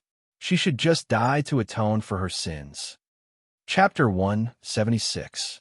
Muyao TV. In the conference room, Chen Mian propped his feet up on the long table and looked at the comments on his phone with a smirk. The fake reviewers are doing well this time. The head of the public relations department smiled and said, "Now, not only has the comment section of the live stream of Two Under One Roof fallen, the posts we arranged on Weibo and forums have also been published. We can't beat them. Let's just compare how lousy they are. Anyway, Meow TV has never lost when it comes to lousy. Countless Weibo posts and posts were posted, and the negative public opinion was rampant. The live stream of Two Under One Roof is too hostile. It's better to look forward to eating well for all 3 meals. A real lifestyle and food variety show. Do you really believe that Shuringdi doesn't need to be popular? Wrong. Think about how many trending searches Two Under One Roof has been on these days. Who would believe that it's not a publicity stunt? The female star Xiang has really brought too much hate to Two Under One Roof. To be honest, she's almost considered a celebrity with a bad reputation. She openly flatters and seduces men. Choosing her to appear on this variety show is the production team's biggest mistake. Everyone had a her mentality. Seeing the overwhelming negative comments about Two Under One Roof, the netizens who hadn't watched it naturally didn't want to watch it anymore. Those who were watching it also felt that it was better to watch something else. After all, it was too annoying to watch it with a bullet screen. The number of real-time viewers in the live stream had obviously begun to drop. However, why are there still so many people watching? Chen Mian frowned. The head of the public relations department was also a little speechless. Aren't these netizens stupid? More often than not, they would charge into the trap like an idiot and achieve the desired effect. They had planned this because they wanted the number of viewers to plummet. Although there was a drop now, the proportion was not high. There were still millions of people watching. She forced herself to save some face. Maybe it's because it's mealtime. You know that food bloggers are very clingy. Those fat foodies only have food in their eyes, so they probably blocked the bullet screen. Chen Mian urged, add more fuel to the fire. If it doesn't work, contact the hacker from last time and hack their live stream. They had used this trick on the day Two Under One Roof started broadcasting, which was also the reason why the live stream of Two Under One Roof was interrupted several times that day. There are experts over at Xingqian app. Ordinary hackers can't break their security wall. Then let's find a top hacker. Top hackers are expensive too. That's nothing. As long as Two Under One Roof collapses, eating well for all 3 meals will be able to earn back the money in minutes. Chen Mian added, don't forget that I invited Zhu Yi and Jiang Yun'er this time. Zhu Yi, a double best actor, a famous martial arts star with a very high national popularity. Jiang Yun'er debuted as a singer. She was crowned as the Queen of Songs and had countless popular songs. These 2 people could be said to be A-listers among A-listers. A few years ago, when news of their secret marriage spread, Weibo was paralyzed. Fans felt that they had been deceived, and their reputation was affected. The reason why he participated in eating well for all 3 meals was that Muyao TV gave him a lot of money. On the other hand, he wanted to clear his name by showing off his love. The person in charge gritted his teeth. All right, I'll contact them right away. The manner. The dishes were swept clean. Xiangyi inadvertently turned her gaze and realized that her brother had woken up at some point in time. His slender fingers were resting on his forehead as he looked down at his phone. His expression, it was incomparably ugly. Chapter 177. Xiangyi got up and said, "Brother, you're awake. I left some food for you. Wait a moment." Hearing her voice, Xiangqi raised his head and responded with a faint before returning to his cold and aloof self. His slender fingers tapped something on the screen. Xiangyi trotted to the kitchen to bring out the food, which was naturally mocked again. Ha ha, in the end, there's nothing left. Did Hades find out that she's the king of drama? Why are you still so eager to get close to him? Aren't you cheap? Hades doesn't like you at all, okay? Little did they know that the seemingly noble, aloof, and arrogant Hades was currently spouting sweet words on the livestream app. As soon as he sent out a few messages, a notification popped up on the screen. Frowny face. Hello, respected user. Your account, little sister, is the cutest in the world, is suspected of violating the platform's rules, and will be unblocked in 24 hours. Please be civilized and speak politely. Xiangqi. He took a deep breath and went to the bathroom to wash his face with cold water. Only then did he feel a little more stable. He dialed his little Uncle Xiang Feng's number. After the call connected, he skipped the pleasantries and went straight to the point. Unblock my account on the Xingchen app. Xiang Feng complained. Am I omnipotent? Why do you always come to me for everything? Heh, what kind of overbearing CEO are you? Can't you do that? Xiang Feng. Send me your account number. I'll get someone to see what's going on. Xiangqi sent a screenshot of his account number to Xiang Feng's WeChat. Xiang Feng forwarded it to the staff of the technical department and clicked on his little niece's live stream to take a look. Thus, there was one more netizen in the live stream who was arguing with the haters. Thus, there was one more account that the technical staff had to unblock. Xiangqi came out of the bathroom and saw his sister coming out with 2 plates of food. One was the stir-fried pig intestines with pepper that he had ordered, while the other was his favorite seafood pasta. Xiangqi stepped forward and snatched the plate from her hand. He said fiercely, I'll serve it myself. How could his sister use her hands to serve food? Xiangyi blinked. Brother, what's wrong? Who made you angry? Xiangqi, it's none of your business. Bullet comments in the live stream. Ha ha ha, clap, clap, clap. Vase fairy, does your face hurt? Xiangqi sat down at the dining table and noticed Shi Sui's jacket. He said angrily, Why are you wearing her clothes? Shi Sui said calmly, She lent it to me. Nonsense. Xiangqi roared. His eyes fell on Xiangyi. Did he steal your clothes? You're already so old, yet you still bully children. No matter how old Xiangyi was, she was still a child in his eyes. The word age successfully stabbed Shi Sui in the heart. Slowly, he began to roll up his shirt sleeves. Instantly, Xiangqi's mind was filled with the words, danger, danger, danger, danger, danger. He threw down his chopsticks and said ruthlessly, Don't come any closer. If you come any closer, I'll run away. Don't even think about touching a strand of my hair. Xiangyi, her brothers, Shi Sui, snorted in disdain. Xiangqi trembled and tugged at Xiangyi's sleeves. He whispered, So what if he stole it? I'll make you a cuter jacket. Xiangyi felt helpless and amused. He didn't steal it. I lent it to him.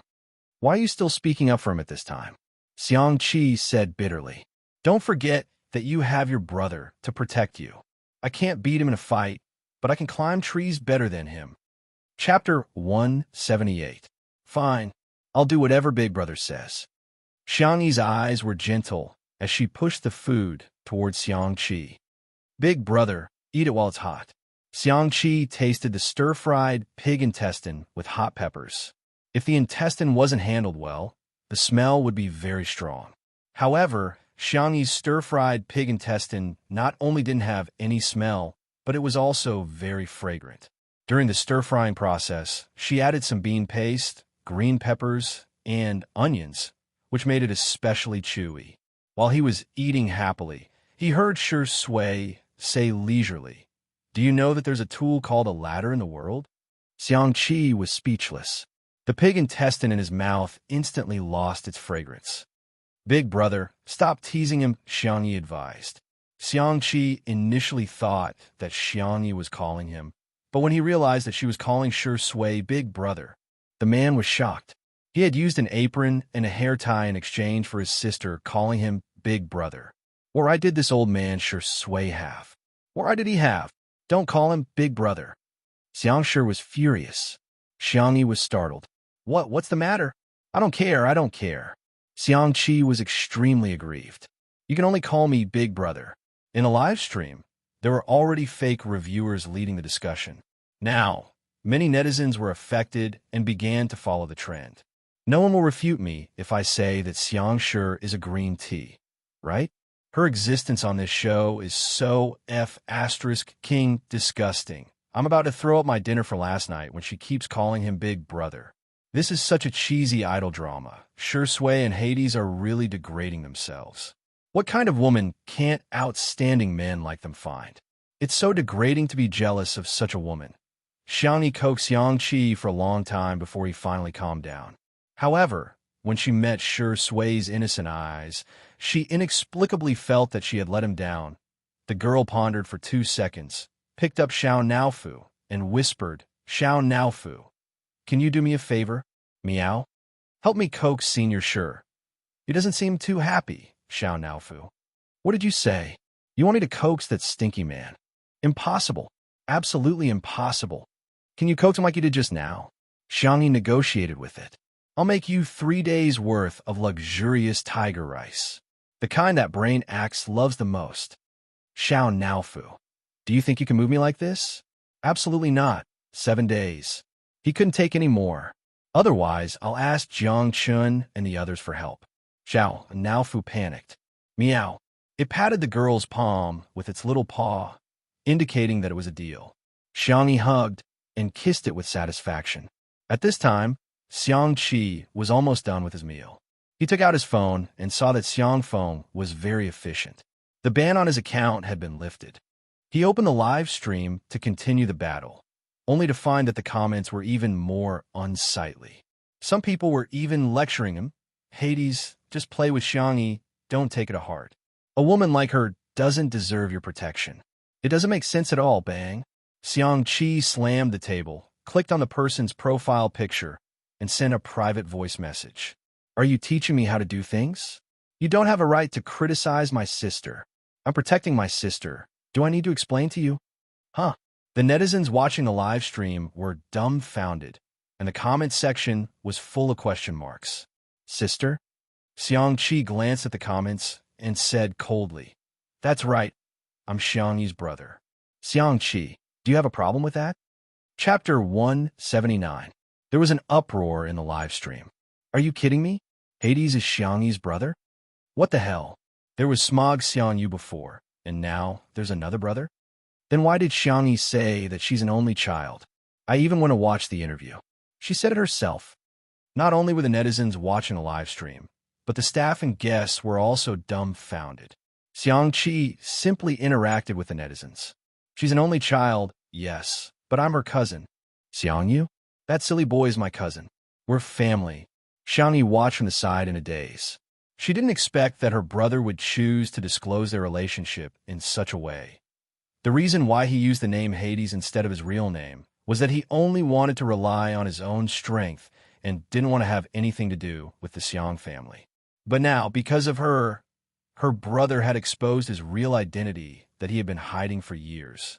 All of a sudden, her slender wrist was grabbed. Xiangyi looked up, only to find that her brother was standing in front of her at some point. Xiangqi's expression was unprecedentedly solemn. "She's my sister, not someone you can bully as you please." Rumors stop with the wise. I don't want any more slanderous remarks about her. Cyberbullying is too simple. Most of the time, you don't realize how much harm your casual words can bring to others. If you can't learn to be kind, then at least keep your mouth shut. There was silence in the live stream, and even the netizens didn't know where to start. After more than 10 seconds, The comments section suddenly exploded. Ah, Hades is so awesome. When he was climbing the tree, he looked so silly and adorable, but now he's so damn handsome when he's seriously defending his sister. What the F asterisk CK? One brother is an esports guru, while the other is a top designer. Other people's sisters really don't disappoint me. So everything makes sense now? Sister E treats Hades well because she dotes on her brother. Hades made aprons and hair rings for sister E because he dotes on her. It's not like he's casting a net. It's a sibling relationship. The posts on Weibo and forums that were criticizing Xiangyi for flirting with Hades were instantly rebutted by netizens. Case solved, they're siblings. I suddenly feel weird. Why does he have to snipe sister E every time? I just heard the analysis of a big shot in the media industry. He said that the core of Two Under One Roof seems to be Shengdi, but it's actually Xiangyi. In the early stages of the variety show, they relied on Shengdi's popularity, but what really stabilized the number of viewers and enriched the show's content was Xiangyi's culinary skills and skills. If it were any other artist, they wouldn't be able to achieve this effect. In other words, without Xiangyi, this variety show would never have achieved what it has today. The public opinion had reversed. Chapter 180. Xiangyi flirting with Hades? Are you kidding me? Xiangyi two-timing. Are you kidding me? Thanks to the convenient speed of the internet, any information spread hundreds or thousands of times faster. The hashtag Xiangyi's brother, Hades hashtag became a trending topic, and the number of related topics remained high. Suppressing hashtag eating well for all 3 meals is about to start streaming hashtag Muyao TV. Seeing the shocking reversal, Chun Mian was about to vomit blood. He said angrily, "How can he be her brother? How many brothers does she have?" The head of the public relations department had a sullen look on her face. She never expected that Xiangyi and Hades were actually siblings. None of the points that she had asked the internet trolls to slander them could be used. Those were the prerequisites to slander them. Slandering them out of nothing wouldn't have much of an effect. The number of viewers in the live stream of Two Under One Roof rose from more than 4 million to 5 million, and then to 6 million. Her heart skipped a beat when she saw the number. At this rate, it would probably rise to 10 million by the evening peak. What did that mean? It meant that Two Under One Roof was really going to be a hit. Where are the hackers? Have you found them? Chun Mian roared. The head snapped out of her daze and hurriedly checked the messages on her phone. Her eyes lit up. I've contacted them.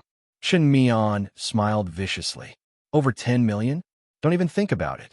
Xiangqi's interaction with the netizens was still going on, and he was basically praising his sister the entire time.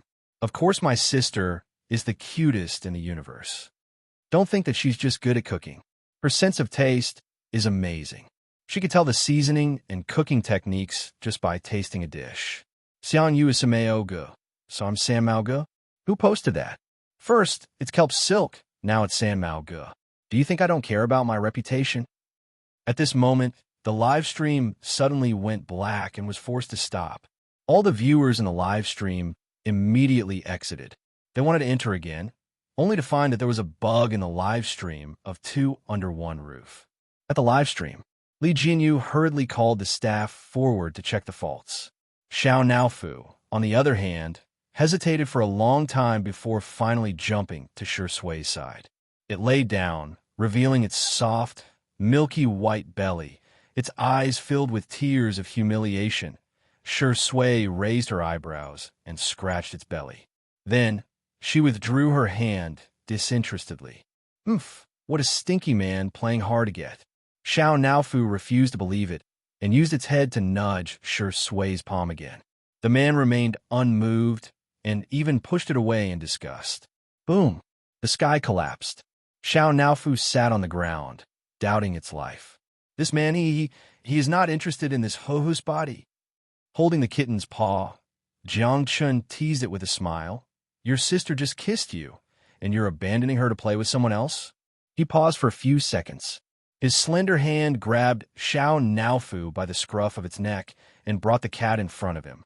Shi Sui narrowed his eyes. She kissed it? Xiao Naofu tilted its head. Meow.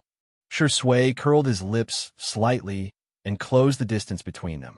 Taking advantage of the unsuspecting kitten, he pressed his pale lips on Xiao Naofu's forehead with a chirp. Jiang Chen was dumbfounded. An inexplicable thought came to his mind. Does Senior sure count as indirectly kissing my sister? Xiao Naofu. Damn it, why did you kiss me? This Hohu is not clean anymore. Chapter 181. A few minutes later, Li Jinyu helplessly announced, Xingchen Broadcasting contacted me, saying that a hacker maliciously attacked the database and specifically targeted our broadcast room. Even if we change to another broadcast room, I'm afraid we'll still be attacked. Today's broadcast will end here. Thank you for your hard work. The C7 brothers still had a schedule early in the morning. Although there were some regrets, they still had to leave. Before leaving, the brothers bowed to all the staff to express their gratitude. The program crew had a good impression of these cute and polite brothers. Li Jinyu even added them on WeChat to see if there was a chance to recommend them to other directors in the industry. Finally, it was time to say goodbye to Xiangyi. Sister, there were thousands of words in his heart, but he didn't know where to start. Jiang Chen's eyes were red. Thank you for inviting us to participate in Two Under One Roof. I feel very happy. Yes, me too, sister. Thank you for the food, sister. It's been hard on you. I hope sister can be happy every day. Hey, sister, everything is good. In the fast-forwarded world, Xiangyi had experienced too many farewells. So, when she returned to the real world, she basically didn't take the initiative to socialize, because being in contact with people meant that there would inevitably be times when they would be separated. However, Two Under One Roof gave her a different feeling. Here, I prepared it for you guys. Eat well, especially when you're in a bad mood. Only then will you have the strength to face everything. She took out a few bundles of packed lunchboxes and smiled gently. I'm looking forward to the day when you guys shine on the stage. You can come eat here whenever you want. You're always welcome. Someone sobbed, and the sad mood spread. The younger brothers took the bento in her hand and walked forward without looking back. They were afraid that if they looked back, they wouldn't be able to hold back their tears. They didn't fear the cruelty of this world, but they could never be indifferent to gentleness. After sending off the brothers, Xiangyi was blocked by Xiangqi. Brother? The girl looked up and called out to him in confusion. Xiangqi's handsome face was tense. Want to talk? Xiangyi bit her lip and nodded. Under the tall sycamore tree, Xiangyi sat on the swing and looked at her brother expectantly. Xiangqi raised his hand and swung the swing for her. After pondering for a moment, he asked, Where have you been for the past year? Xiangyi didn't know how to answer. It's okay if you don't want to talk about it. It's good that you're back. Xiangqi's voice lowered, revealing a hint of hoarseness. The tip of Xiangyi's nose began to sting. She propped herself up on the tips of her toes and stopped, staring at Xiangqi seriously. Brother, I went on a trip. I went to a very distant place, met a lot of different people, and learned some strange skills. Now that my trip is over, I'm going home because you're all here. Xiangqi's expression changed slightly. He turned his face away and asked awkwardly, Hey, did anyone bully you? Do you need me to avenge you? Xiangyi smiled. No, I'm the one bullying others. After all, she was the strongest assistant in the world. Xiangqi felt as if a heavy burden had been lifted off his shoulders. He suddenly grabbed Xiangyi's little face and squeezed it twice, threatening her fiercely. The next time you go on a trip, you have to bring me along. At the very least, you should have informed me, because I'm really worried about you. Sister, be good, okay? Chapter 182. The air was especially fresh after the rain, and there was a faint floral scent in the air. A few street lamps gave off a warm glow, and even the night breeze was extremely gentle. Xiangyi wanted to cry, but she tried her best to hold it in. She sounded like she was about to cry. Don't cry. Xiangqi's tone was fierce, and his voice was nasal. He sniffled, took out his phone, and turned on the camera. You hurry up and coax me. Xiangyi, big brother is the best in the world? Xiangqi emphasized, third brother is the best in the world. Xiangyi cooperated and recorded a video. Xiangqi was elated. I'll send it to Sangchun and the rest now. The atmosphere between the brother and sister was filled with warmth after they had reconciled. Not long after the message was sent, Xiangyi was curious. Did they reply? Xiangqi took a look and saw that Sangchun had not replied. It was probably because of the time difference or because he was busy with work overseas. Xiangyu had not replied either. He was probably still in an autistic state. However, his second brother, Xiang Li, who he thought was the busiest, had replied. Xiang Li, huh? Xiang Li, smile. Smile. Xiang Li, I'm planning to go to the manor tomorrow. Xiang Li, the sun will still rise tomorrow. It's unknown if you can see it. Xiangqi, he quickly put away his phone and put it in his pocket, not showing Xiangyi the content of his reply. Brother, let me see. Xiangyi whined. What are you looking at? Go to sleep. Xiangqi put on the airs of an older brother. Well, I have to go back to the studio to work on the new design. Huh? That urgent? Stay for another night? You can leave after breakfast tomorrow. I want to eat my sister's breakfast. But I have to be alive to eat it. Xiangqi struggled for 2 seconds and made up his mind. You don't have to send me off. I'm leaving. Bye. He plunged into the darkness as if he were being chased by a dog. Xiangyi, the childish third brother, was so strange. However, she and third brother had reconciled. Thinking of this, a smile appeared at the corner of the little girl's mouth, and even her footsteps became lighter. In the living room, when Xiangyi came in, she saw Shi Sui fiddling with the projector. The screen was frozen at the beginning of a movie. It looked like a horror movie. Only then did she remember that she had only used the projector a few times since she had bought it a long time ago. You want to watch a movie? Shi Sui looked back and raised her eyebrows. Xiangqi doesn't allow you to call him brother, so you won't? The little girl wanted to change her words, but Shi Sui said casually, It doesn't matter what you call me. Xiangyi, then how about I call you by your name? Calling him senior was indeed too distant. She was afraid that Shi Sui would mind if she called him Zai Zai. After thinking about it, it seemed that calling him by his name was the most appropriate. Shi Sui's eyelids drooped lazily, and the light reflected on his face gently. In the midst of the light and shadow, he responded with an indiscernible Shi Sui. The little girl's voice was gentle and soft. She had heard this name countless times, but it sounded different when she called it. For some reason, it felt more intimate than when she called him brother. He looked at her from afar. His temperament and expression were as gentle and clear as ever, but there was a touch of affection between his thin eyebrows. Do you want to watch a movie together? He asked. Okay, I'll go get the popcorn. Xiangyi came out with a homemade milk-flavored popcorn. Shi Sui poured 2 glasses of drinks and made goat milk for Xiao Naofu. Xiangyi's brain twitched, and she blurted out, Aren't we a bit like a family of 3 watching a parent-child movie together? The room went silent for a moment. Chapter 183. An invisible awkwardness pervaded the air. Xiangyi awkwardly corrected herself. I'm telling a joke. Isn't it funny? Shi Sui raised an eyebrow. A cold joke, fresh out of the oven. Should it be considered a hot joke? It sounded more like a cold joke. The girl simply used the wisdom that her brother had taught her.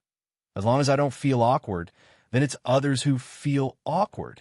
She calmly sat down on the sofa and stuffed popcorn into her mouth. Let's start. Shi Sui turned off the lights in the living room and pressed play with the remote control. The room darkened, accompanied by the gloomy scene and terrifying sound effects on the screen. Xiao Naofu desperately burrowed into Xiangyi's arms. Xiangyi raised her hand to hug it, and the little cat whined and rubbed against her collarbone. Suddenly, there was the sound of a chainsaw drilling. Xiao Naofu was so scared that it wanted to bury its head in her chest, but a ruthless hand suddenly appeared behind its neck and lifted it into the air. Meow, meow, meow.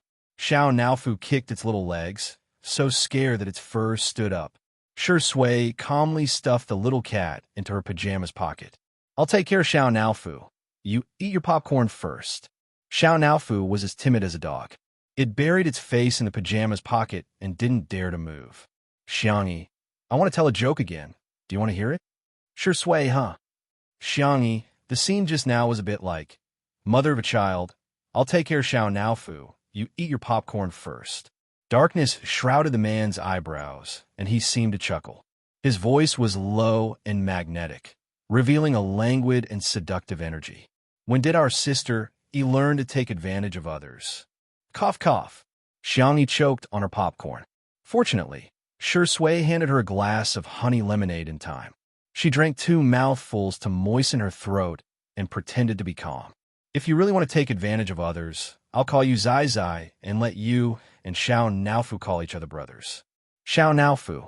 Meow. This doggo man doesn't deserve to be called brother of this hoe. Shui raised her eyebrows. In that case, it's not unfair for me to call you the mother of my child, right? No, I was just spouting nonsense. You don't have to beat around the bush. Shui crossed his long legs and leaned against the sofa leisurely. If you want to take advantage of me, I'll let you take advantage of me. Xiangyi, why did he feel like he was being teased? The girl took a deep breath. It was probably because she was too excited about reconciling with her brother that she was talking nonsense. Xiangyi stiffly changed the topic. Where's the plot now? Where's the ballet dancer? She had asked casually, thinking that Shui would answer her quickly. She did not expect him to be silent for more than 10 seconds before he said uncertainly, "Did you get her lunchbox?" The next second, the camera panned to the ballerina. Shui, with her by his side, it became extremely difficult to focus on watching the movie. Fortunately, the girl was engrossed in the movie and did not care about his answer at all.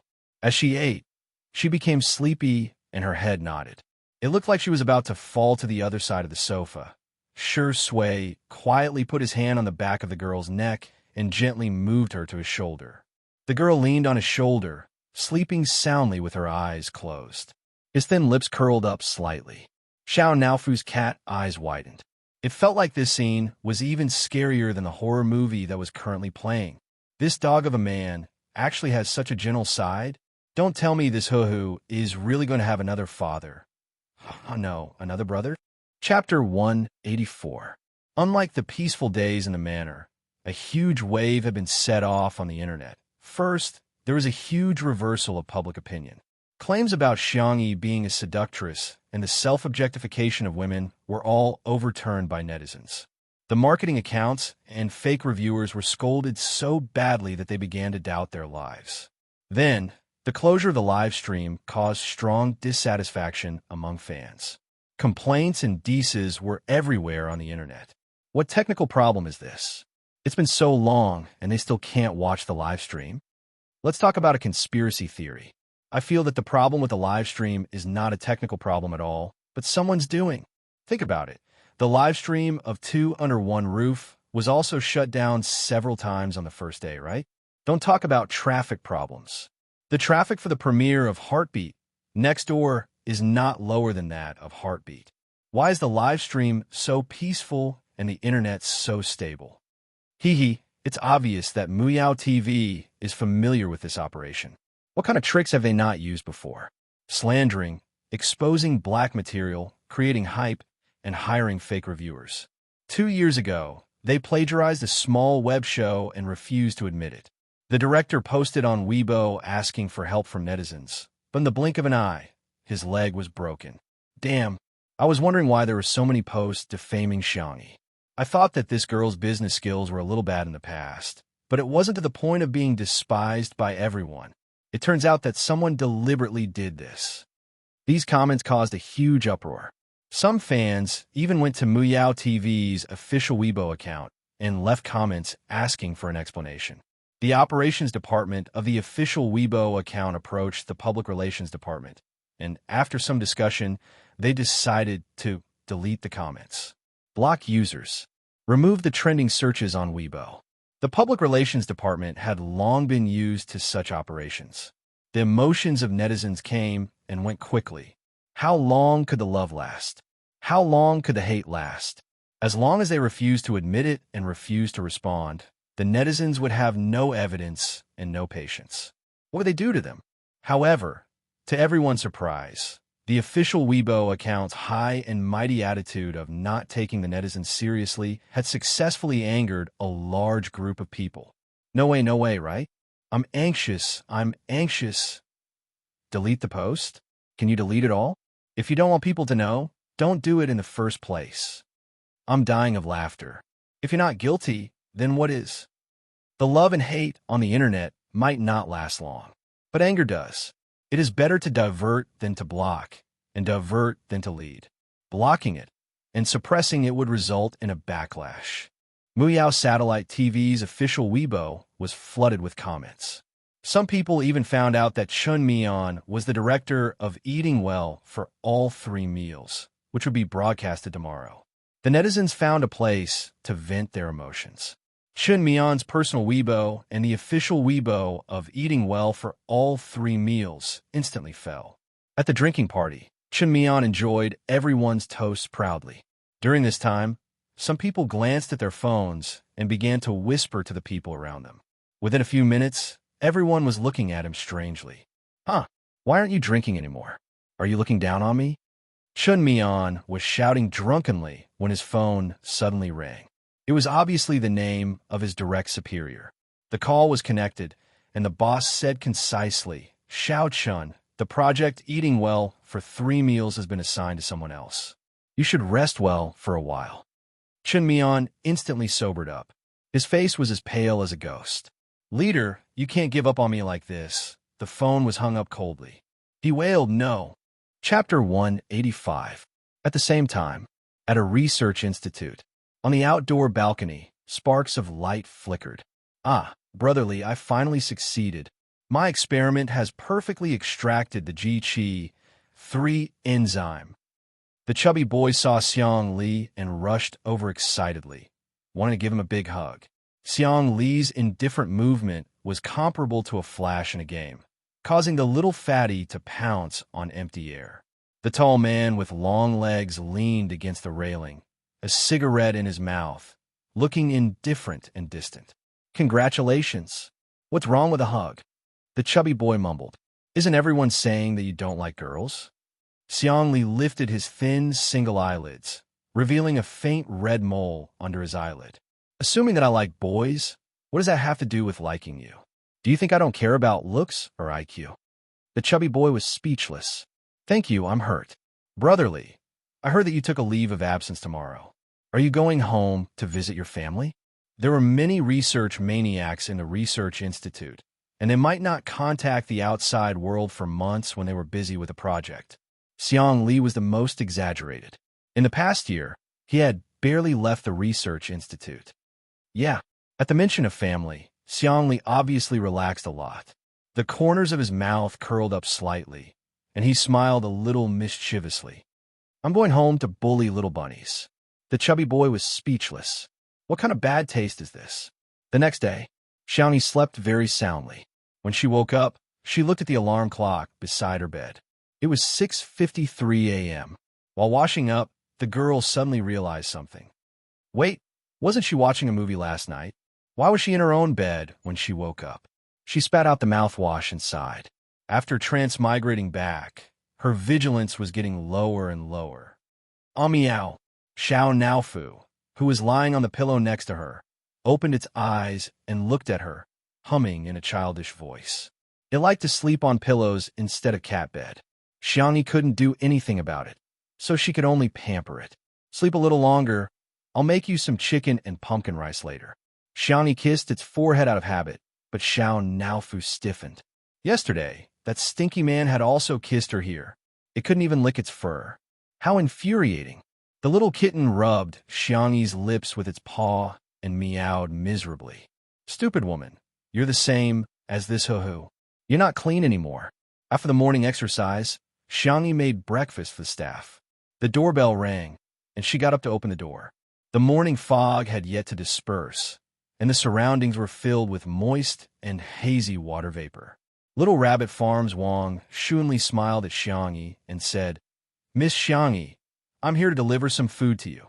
After knowing that Xiangyi was streaming, he would come over personally to deliver the ingredients every day. He would choose the best and freshest ingredients from Little Rabbit Farm. "Thank you, Uncle Wang. Thank you for your hard work." Xiangyi took the basket from his hand and said, "Stay for breakfast." Wang Shunli said, No, there are quite a lot of things to do at the farm. Oh, by the way, It seems that people from the Research Institute are coming over today. I received a notice that the experimental field is going to be inspected or something. I see. Xiangyi nodded. Then I'll have to trouble you to cooperate. As they spoke, the sound of a car horn came from the gate. It was a very rhythmic 3 beeps, no more no less, as usual. Xiangyi's heart skipped a beat. Looking into the distance, she saw a low-key black car. The muscular bodyguard got out of the car first and opened the door for the person in the back. She received an editor's notice that Sister E is 10 years old would be published after 0:30 tonight. After it was published, each chapter would cost 5 cents, and it would cost about 2 to 3 cents a day to catch up. Those with high VIP status could even get a discount. Writing a book was just like being a staff member at a fried chicken shop, a milk tea shop, and a staff member at a hot and sour noodle shop. It was all a job. Nguyen Yuan also earned her tuition fees and pocket money through her own hands. She hoped everyone could understand a little plot trailer one. Isn't Second Brother Online good? White Chia Black meets Green Tea Meow and Best Actor. The competition between families is about to start. 2. Sea King, Sister E is online, and there's a bunch of fresh meat in the house. Shuringi's status is in danger. I'm the male lead. 3. A large-scale face-slapping scene. When it comes to face-slapping, our Sister E will definitely not lose. 4.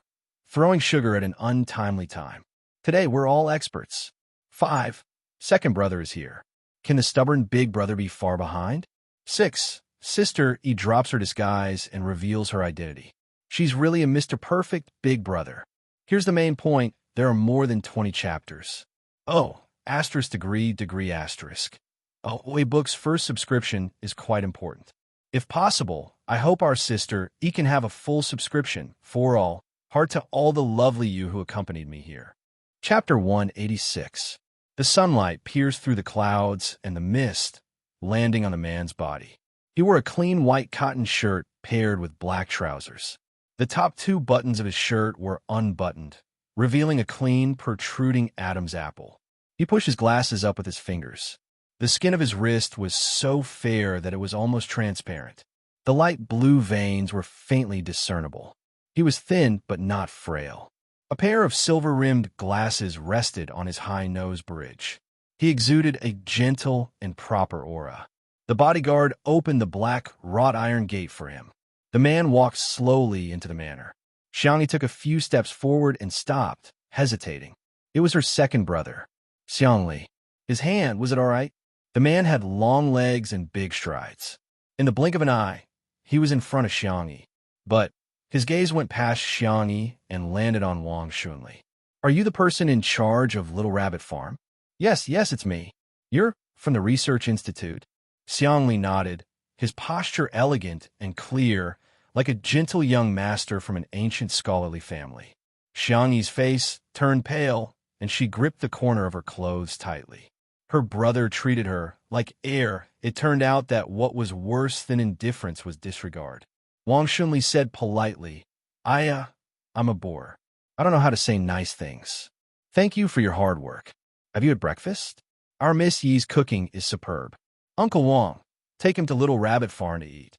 Xiangyi interrupted Uncle Wang and glanced at Xiang Li's right hand. Upon closer inspection, she saw that it was wrapped in a light-colored wrist guard. She bit her lower lip subconsciously, not daring to meet Xiang Li's eyes at all. She was afraid that she would see blame in her second brother's eyes. She was even more afraid that her second brother would treat her like a stranger. As for breakfast, considering her third and fourth brother's attitudes, her second brother must hate her to the core. How could he eat it? He would probably be annoyed if he even spoke to her. For the first time, Xiangyi ran away. She ran away. Missy? Wang Xunli scratched his head, puzzled. What's wrong with Missy? She had never made a mistake when it came to etiquette, but her behavior today was very unusual. However, Xiang Li suddenly narrowed his slender eyes as a glimmer of a black-bellied light flashed past his eyes. He had only experimented for a while, and the answer had already surfaced. As expected, it wasn't that her anymore. Xiangyi stayed in the room until 5 minutes before the start of the live broadcast. Hearing the noise, Shui turned her head and fixed her gaze on the little girl. Although she was wearing light makeup, he could tell that Xiangyi was trying to hide something. It was a morning that could not be concealed. "You don't have a fever today, do you?" Shui asked. Xiangyi answered absent-mindedly.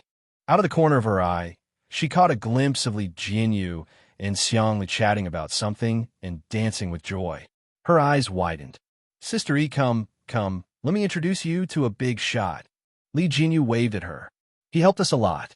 Xiangyi's expression stiffened, as she did not dare to approach at all. Suddenly, Shui's gentle voice sounded in her ear. "Together?" Xiangyi thanked him softly and gratefully. "Thank you." Shui ruffled her hair. Not far away, Xiang Li's eyes suddenly flashed under his silver-rimmed glasses. Li Jinyu was as happy as a fool. "This is Dr. Xiang, a big scientific researcher who came to Little Rabbit Farm for a business trip. He heard about the attack on our live broadcast and helped us write a security wall program. Scientists these days are really too helpful. All right, both of you have the same surname. It's really fate. Your ancestors might be from the same family." Chapter 187. Xiangyi's cherry lips parted. She didn't reply. Xiangli looked at her with a half-smile and reached out his clean and slender hand. "Hello." For a moment, Xiangyi thought that her brother had forgiven her. But how is that possible? Second brother's hand was crippled. Xiangyi couldn't help but feel angry when she recalled the information she had received from the investigation. A year ago, the person who possessed her body invited second brother to go rock climbing. She wasn't a professional at all, but she refused to wear any protective gear and insisted on climbing on her own. As a result, she almost fell off the rock wall. It was second brother who saved her. However, in order to save her, he cut his right wrist. The wound went deep into his bone and pressed on his nerves. Although it didn't affect his normal life, he could no longer perform those extremely sophisticated experiments. After the incident, Xiangyi even tried to shirk responsibility and lied that Xiangli had accidentally injured himself and had nothing to do with her. She had completely broken second brother's heart. The Xiang family didn't believe her one-sided story. They went to check the surveillance footage and found out the truth. They gave her one last chance to confess, but she still lied. After this incident, everyone in the Xiang family was utterly disappointed in her. That was why they didn't care about her after she entered the entertainment industry. Xiangyi subconsciously rubbed her hand on her skirt before shaking Xiang Li's hand. Her voice trembled as she said, "Hello." Xiang Li let go of her hand after shaking it for a moment. He restrained himself and didn't seem to have any problems. However, he frowned slightly. "Why is my sister's hand so cold?" Because of his frown, Xiangyi felt like her heart had been pricked by a needle. She lowered her eyes, her long eyelashes casting a faint shadow on her milky white face. "So, he still hates me." Li Jinyu was still blabbering heartlessly. Dr. Xiang even agreed to be our guest this episode to spread the knowledge of scientific farming. He suddenly felt that his variety show had become much more sophisticated. Xiangyi felt a little happy. If her brother was going to be a guest, didn't that mean she would be able to see him all day? But she soon realized that perhaps her brother didn't want to see her. 2 minutes later. "Teachers, get ready. The live stream is about to begin." The staff members began to move. Xiangyi forced herself to look at the camera. As usual, today's live broadcast began with breakfast on the dining table. Steamed buns, soy milk, bean dregs cakes, tea eggs. Simple home-cooked dishes were cooked with Xiangyi's skillful hands, making them incomparably appetizing. She made 2 kinds of stuffed buns. The meat buns were made from 3 fat and 7 lean pork. She used a processing machine to make minced meat and added scallions, ginger, fennel, and other things to enhance the flavor. The vegetarian buns were made from mushroom and winter bamboo shoots. She added a few drops of sesame oil, and it tasted particularly delicious. Even the folds were pinched like a piece of art. They were delicate and white, obediently nestled in the steamer, waiting to be pampered. Soy milk was made by mixing soybeans, rice, peanuts, red dates, and other ingredients. Then it was ground out bit by bit using the graphite in the small kitchen before being heated. The remaining bean dregs were mixed with a little flour and eggs to make a bean dregs cake. It was crisp and crispy. The tea eggs were stewed overnight, and even the egg yolk had become tasty. Paired with a dish of boiled vegetables and a few small plates of pickled vegetables, it was nutritious and heartwarming. Through the live stream camera, it was transmitted to every viewer's screen. Oh, I'm hit by the delicious food again. I'm crying. I've already had breakfast. I'm hungry again. Clever and deft EE. The most beautiful master chef EE. I support Two Under One Roof. I support Sure Sway. I support Sister E. With the support of public opinion last night, the atmosphere in the live stream was harmonious and beautiful. Chapter 188. When Xiangli entered the scene, Li Jinyu acted as the narrator and gave him a simple self-introduction. The live comments. A 26-year-old PhD student? What kind of divine top student brother is this? Woo-woo, he has such a clean temperament. He has a gentle and scholarly aura and that little red mole. He's so perfect for my taste. He's not a doctor, he's a sniper. Which Xiang is he? Xiang? Xiang? Xiang? Ha! If it's Xiang Li, he might be Sister Yi's brother. I'm dying of laughter. Is everyone with the surname Xiang her brother? What are you dreaming about in broad daylight?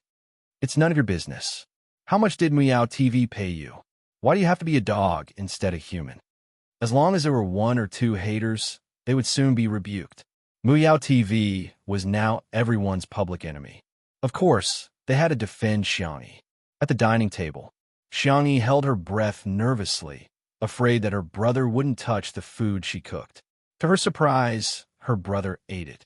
His expression was natural, and he didn't show any disdain. He even praised her by saying, "It tastes good." Xiangyi thought that her brother might have said that out of social etiquette. Facing the person who ruined his hand, he was still so gentle. Her brother was really great. Little did she know that Xiangli really just felt that his sister's culinary skills were too good. It's been a long time since I last tasted this delicious. He slowly peeled a tea egg and handed it to Xiangyi. Here for you. Huh. Xiang erased her starry eyes, full of disbelief. Seeing that she didn't take it, Xiangli placed it on a small plate in front of her. He then peeled another one and gave it to Sure Sway. Sure Sway. Thank you. Xiangli smiled slightly. You're welcome. The pop-up comments instantly exploded. Is there anyone who supports the doctor and Sister E? Don't the doctor and best actor pair make sense? Big Bro Swordsman is so gentle QAQ, I can't resist such a gentleman. Xiangyi's eyes were filled with surprise. She carefully ate the tea egg, thinking that it was really delicious when peeled by her brother. Even though she knew that her brother was very good at taking care of people, the little girl couldn't help but smile. At this moment, someone suddenly commented in the live stream, F*CK. Did any of you see the new news about Xiangyi on Weibo? I'm shocked. Her persona has completely collapsed. At first, there were people who mocked. Another water army? I won't see you off. But soon, more and more people posted similar comments, arousing the curiosity of many people. Hence, they opened Weibo. The so-called melon was a long Weibo post posted by a blogger named New Baldy PhD. New Baldy PhD. Old fans who follow me should know that I'm a die-hard fan of Dr. X. As a top expert in biomedicine, he has been involved in many fields, especially in the field of medicine. He's a god among gods. However, he withdrew from the most cutting-edge experimental research a year ago and chose to take the theoretical route instead. I couldn't figure it out no matter how hard I thought about it. It wasn't until recently that I learned that Dr. X was forced to stop his research because his right hand was injured and his nerves were damaged. What shocked me even more was that his hand wasn't injured by accident. It was caused by Xiangyi V. I have the video as evidence. A bright star in the scientific research field has fallen, and a so-called star in the entertainment industry has become extremely popular. It's really magical realism. Alas, how unfortunate. How ironic. Chapter 189. The blogger was usually humorous and witty, and he even had a private message account. He would often post posts about the campus life of some fans, such as weird teachers and weird classmates. He had quite a lot of fans. Hence, when this Weibo post was posted, it immediately became popular. The fans of Two Under One Roof and Xiangyi's fans who rushed over after hearing the news didn't believe it first, but after watching the video, they all fell silent. The video was taken at an outdoor rock climbing base. It was obvious that Xiangyi wasn't wearing any protective gear and was recklessly climbing with her bare hands. However, she didn't climb very high before she ran out of strength. Just as she was about to fall, Xiangyi quickly climbed up to save her. However, she didn't know if she was scared or nervous, but after she steadied herself, she bumped into Xiangyi. Xiangyi also injured his hand as blood slid down his almost transparent fingertips. It was a ghastly sight, but not only did she not show any concern for Xiangyi, she even complained that her hand was scratched and cried for the emergency doctor to treat her first. Even if Xiangyi was just an ordinary person, the netizens who saw this scene were furious to the extreme, let alone the fact that he was a top medical doctor. I thought Xiangyi was being defamed by Muyao TV, but turns out she has a bad character to begin with. Vomit, vomit. She bumped into him on purpose, right? Dr. X is a national treasure in scientific research. What's she up to? Is she a spy sent by a foreign country? She cried and asked the doctor to treat her first. I'm so disgusted. How can a person be so selfish? I'm going to save my breath. I just want to ask Xiangyi V, why are you still pretending to be a gentle and intellectual girl? Are you AB*TCH? When the public relations department of Muyao TV saw this Weibo post, they slapped their thighs and exclaimed, "This is like giving a pillow when I'm sleepy." The public relations department bought this Weibo post on the spot and made it a hot search. A stone stirred up 1,000 ripples, and the ripples were monstrous. The video was equivalent to concrete evidence. The fans were all dumbfounded. Not to mention defending Xiangyi, most of them began to waver on whether they should stop being fans. 20 minutes later, the noob PhD posted a screenshot of the live stream of Two Under One Roof and wrote a line from Tagore's famous poem, "The world kissed me with pain, and I will repay it with a song." The picture was of Xiangyi peeling an egg for Xiangyi and handing it to her with a smile. This picture successfully caused the netizens' anger to reach its peak. So Xiangyi is Dr. X. Oh my God, how can he still smile at his enemy? Doctor, you have a great and compassionate heart, but she doesn't deserve to eat at the same table as you. Kneeling down isn't enough to make up for it. How can she still have the nerve to pretend that nothing happened? A person who can repay kindness with ingratitude to her savior. A person who is so thick-skinned yet still wants to market herself as a victim. With all due respect, she's trash. Absolute trash. In reality, in a certain high-end apartment, Qin Wanyan scrolled through her phone with a smirk. Thinking of how Xiangyi had dared to suppress her on the red carpet last time, Qin Wanyan's eyes flashed with ruthlessness. That stupid woman has left so many things in my hands. She sneered. You want to be famous? Dream on. You only deserve to be stepped on by me. She clicked on the chat box with Yin Nai and pretended to type, "Ah Nai, I didn't expect Xiangyi to do such a thing. I don't think I know her anymore." Ding dong. It was Yin Nai's reply, which was incomparably firm frowny face, "I believe her." Chapter 190. Qin Wanyan was speechless. If director Yin hadn't been preparing for a big movie, she wouldn't have bothered to maintain her relationship with Yin Nai. Before, Yin Nai would listen to anything she said. But didn't he just go to the manor to record a show for a day? Why did his attitude towards Xiangyi change completely? Qin Wanyan clenched her teeth and typed, "But there's video evidence, Yin Nai, yeah." Qin Wanyan. And there's a technical analysis from the netizens. The video is real and hasn't been edited. She had saved the video immediately after the incident. Qin Wanyan knew better than anyone the authenticity of the video. Yin Nai. Oh, Qin Wanyan. I've already said this much. Why is this idiot still so stubborn? Qin Wanyan was conflicted for a long time. She wanted to say something more, but her phone vibrated. It was a WeChat message from Yin Nai. Yin Nai. I believe in my eyes, and I believe in Sister Xiangyi's character. Even if she really did something wrong, others can criticize and condemn her. But as Sister Xiangyi's friend, we shouldn't talk about her behind her back. Sister Wanyan, This is the last time I'm calling you Sister Wanyan. I'm just someone who doesn't care about reason. You can scold me if you want. But I know that if you did something wrong, Sister Xiangyi would never come to me and say bad things about you like you're doing now. Qin Wanyan was dumbfounded. How could this be? Yin Nai would rather speak for Xiangyi, the perpetrator, than stand on her side. At the manor, the scheduled guests arrived a little late due to a delayed flight. Today's invited guest was also related to Shi Sui. He personally went to the entrance to greet her. Li Jinyu motioned for Xiangyi's cameraman to leave. He walked to Xiangyi's side and motioned for her to turn off the microphone. Sister E, is Dr. Xiang's hand injury really related to you? Li Jinyu couldn't bring himself to say it. He stole a glance at Xiangli. The young doctor was flipping through a book on the open bookshelf. His head was lowered and he looked serious and focused. The girl was silent for 2 seconds before she nodded. Although the soul wasn't hers, there was no way to explain it. Li Jinyu was extremely shocked.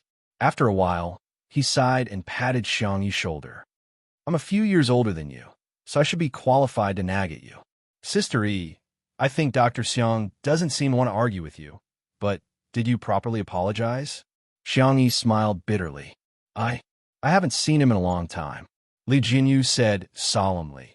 If you did something wrong, the least you should do is apologize. Thank you. I will apologize and make up for it.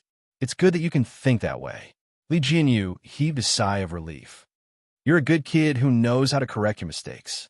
At this moment, Shi Sui came to pick up the guests. Before entering the door, they heard a burst of clear laughter. Oh, this place is really nice. The birds are singing and the flowers are fragrant. The air is good. Old Sheng, I told you I was right. Old Sheng said helplessly, Madam, slow down. You walk slowly. I'm going to the kitchen to see if there are any leftovers from little Xiangyi. A middle-aged woman took the lead and stepped into the living room. She was born with a pair of smiling eyes. When she saw Xiangyi, she greeted her warmly. Hello, little Xiangyi. Xiangyi rubbed her eyes in disbelief. It was actually her childhood goddess, Yin Jiangxue. Hello, Teacher Yin. She greeted politely. Suddenly, she saw Yin Jiangxue waving at Shi Sui. Son, help Mom see if there's any leftovers. Chapter 191. Xiangyi had heard that Mother Shi had been recuperating overseas due to health reasons. She had never seen her before, so she was stunned. MS. Yin is Shi Sui's mother? That can't be right? Shi Sui said helplessly. Mama Yin, are you here to record a show or to eat? Yin Jiangxue said indignantly. Of course I'm here for the food. Shi Sui asked, can you pay for the food? Uff. The interaction between the two made many netizens laugh. And for a moment, the comments in the live stream finally returned to normal. Wow. So this episode is Mama Yin. I cry every time I watch, writing a letter to you so far away. Ms. Yin is indeed an experienced actress. Her acting skills are way better than the young actors nowadays. What the hell? Shi Sui's biological mother is here? Is it that exciting? Let me explain. Mama Yin and Shi Sui have worked together in a movie before. They acted as mother and son, and it was very touching. If you're interested, go watch it. Yin Jiangxue? She's just an Annie who got remarried. What's there to see? Can't the production team invite some guests I know? Knows. I'm slowly typing a question mark. When Ms. Yin was young, she not only won the Best Actress Award in the country, but also won the Best Actress Award at the International Film Awards. Her professional skills are top-notch, and her looks and figure are still on point. What era is it now? She's still using her second marriage to attack women? Seeing the interaction between the two, Xiangyi came to a realization. They probably just worked together before. The young girl silently brought breakfast over. Yin Jiangxue happily dragged her husband to eat. She tried a vegetarian bun first and was instantly amazed. Little Xiangyi, your cooking is superb. Yin Jiangxue was especially good at praising others. This bun should only exist in heaven. It's rare to see it on earth. It's so delicious, I'm not going to leave. Yin Jiangxue's husband, Sheng Guang, was a famous calligrapher. He had an elegant and refined personality, and there was a sense of calmness in his body. However, after tasting the steamed buns and bean dregs, he also nodded and praised. These home-cooked dishes have the taste of delicacies. Xiangyi replied with a smile. Teachers, you flatter me. After breakfast, Shi Sui took Yin Jiangxue to visit the garden. Sheng Guang was a scholar, so he habitually looked at the bookshelves. Coincidentally, Xiang Li was holding an ancient book. The two of them had similar interests, so they chatted for a while. Xiangyi went to the kitchen to make chicken and pumpkin rice for Xiao Naofu. The image of her all alone was particularly tragic in the live broadcast room. The netizens on Weibo were full of confidence, and they didn't hold back when they attacked. Seeing that B** Xiang being isolated, I'm relieved. So satisfying. Don't say that she's pitiful. She deserves it. That B** Xiang's only worth is cooking. The production team shouldn't give her any more screen time. Just let her be a maid and do odd jobs. Bad comments flooded in like a tide, covering the sky and earth. In a trance, Li Jinyu felt as if he had returned to the first day of the live stream. At that time, Xiangyi had also been criticized by the entire internet. She had finally managed to turn things around, only to be beaten back into the mud. He had a headache. Even if he was biased towards Xiangyi from a personal perspective, he could only temporarily reduce her screen time and presence. The netizens who had discovered this became even more derisive. Seems like the production team has given up on her. Why aren't the fans of the actress Xiang dancing? And the fans of the untimely CP, why are they so quiet today? Ha ha. Can I ask if she's guilty of intentional injury? If she has violated the law, she should be punished by the law. Chapter 192. In the past year, Xiangyi had really left a bad impression on the public. Everyone had already formed an inherent impression of her. Xiangyi's name had long been equated with words such as vase, crybaby, and incompetent.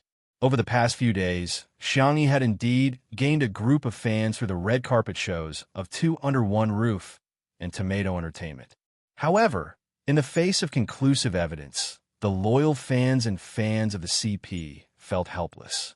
Not to mention, the haters who entered the scene later had very dirty mouths. At the same time, Eating Well for all 3 meals was finally able to start broadcasting on time after experiencing the storm of a last-minute change in leadership. In the conference room of Muyao TV, it was rare for the executives to gather. Heartbeat started high and ended low. Even though several guests had their own traffic, it was still difficult to reverse the trend. The conversion rate for new viewers was very low. Hence, Muyao TV was now betting on eating well for all 3 meals. Hello, everyone. He was over 40 years old, but his body was not fat at all. His muscles were taut, and it was obvious that he worked out regularly. With his wheat-colored skin and handsome facial features, when he smiled, he instantly pulled people back to the most glorious era of martial arts films. Hello, I'm Jiang Yin. Snuggling up to him intimately was his wife, Jiang Yin. Her voice was unique, clear, and very story-like. It immediately reminded people of her most popular songs from back then. He raised his hand and brushed away the leaves in her hair. The couple looked at each other, and Yi smiled in a simple and honest manner. Jiang Yin's eyes curved into crescents as well. The pop-up comments started flooding in. These two are my youth. This couple has taken good care of themselves. It's not an exaggeration to say that they look 10 to 20 years younger than ordinary people of the same age. Who would have thought that the iron-blooded tough man of the past would now be so silly? Goddess Jiang is even more beautiful than she was back then. She's clearly a woman nourished by love. The memory slaying had worked. Looking at the more than 4 million viewers in the upper right corner, the executives were extremely excited. It's 9 o'clock in the morning. It's not even the peak of traffic, yet there's such a figure. It's a success. I made the right bet. Someone suddenly asked, what about Two Under One Roof? The two programs had the same positioning and were both broadcasted all day during the weekend. Naturally, the data had to be compared. The staff immediately pulled up the data of Two Under One Roof, and the scene suddenly fell into a dead silence. It was also 9 o'clock in the morning, but the number of viewers for Two Under One Roof was as high as 6 million. The number of viewers was even higher than last night's peak. It was almost comparable to the amount of attention on the day of the premiere. Generally, variety shows were the most popular in the first episode and would slowly decline after that. This was also reflected in Heartbeat. But why was the data of Two Under One Roof so unscientific? And it was getting higher and higher. We've done some analysis on Two Under One Roof. The marketing manager was experienced and went straight to the point. First of all, last night's public opinion brought Two Under One Roof great popularity. Secondly, the injury incident that broke out today. While the netizens were angry, they were also curious about the show. Finally, now that the perpetrator and the victim are on the same show, this natural sense of anticipation is even more attractive than a carefully written script. I'm looking forward to the next development. You can think of it as a TV series. Now that it has reached its climax, it suddenly stopped. Who wouldn't want to continue watching it? Chapter 193. Everyone understood the logic, but they found it hard to accept the reality. The executives patiently watched for half an hour. Zhu Yi and Jiang Yin performed well and had high popularity, so the number of viewers remained stable. However, what Meow TV wanted wasn't stability. It was popularity. Compared to Two Under One Roof, the numbers were still barely satisfactory. Besides, Zhu Yi and Jiang Yin had received a total of hundreds of millions of yuan in remuneration. After spending so much money, the executives immediately felt indignant that the show was not as popular as they had expected. Had they known earlier, they would have invited a few cheaper guests. Perhaps there would have been more viewers. Change the live stream to Two Under One Roof. I want to see what's so attractive about this variety show. The director ordered in a deep voice. The deputy director sneered. If you had known this would happen, you wouldn't have done it in the first place. She was dressed in a black and white office dress, with exquisite makeup and a strong aura. She looked like a typical career woman. From the beginning, she had been opposed to the practice of plagiarizing the ideas of other shows. However, although she was capable, her connections were mediocre. Recently, she had been deeply involved in factional struggles and had lost most of her voice. Previously, when Li Jinyu was forced to leave, she was the first to try and salvage the situation. After being rejected, she even gave Li Jinyu a lot of pointers. She was happy that Two Under One Roof was becoming more and more popular. That was because the market needed a healthy ecosystem and healthy competition. Unfortunately, now, it had become an era where bad money drove out good money and profits were paramount. In the manner, the guests were divided into two groups.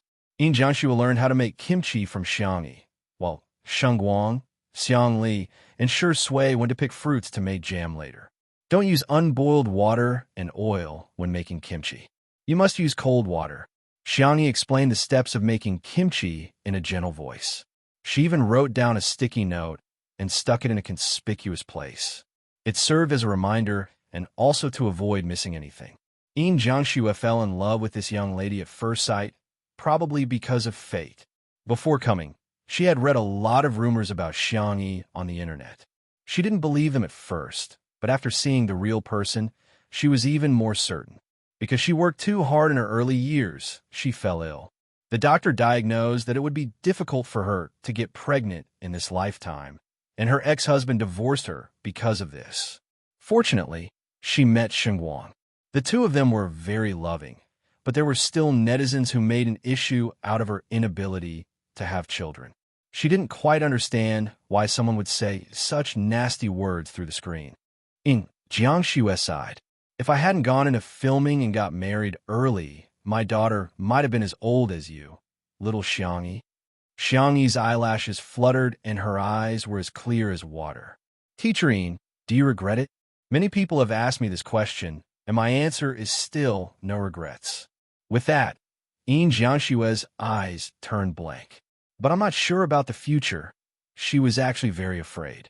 She was afraid that one day in the future, she would regret it. Who knows what will happen in the future? The only thing that never changes in this world is change itself. Yin Jiangxue pondered for a moment and said, "Makes sense. Logic is logic, but humans have never been purely rational creatures. So, Teacher Yin, may I ask if I can give you a hug?" The girl's eyes were slightly curved. Bathed in the warm sunlight, They were bright and soft. Yin Jiangxue was stunned for a moment. Then, she took the initiative to hug her. Perhaps all she needed was a gentle hug from the beginning. Chapter 194.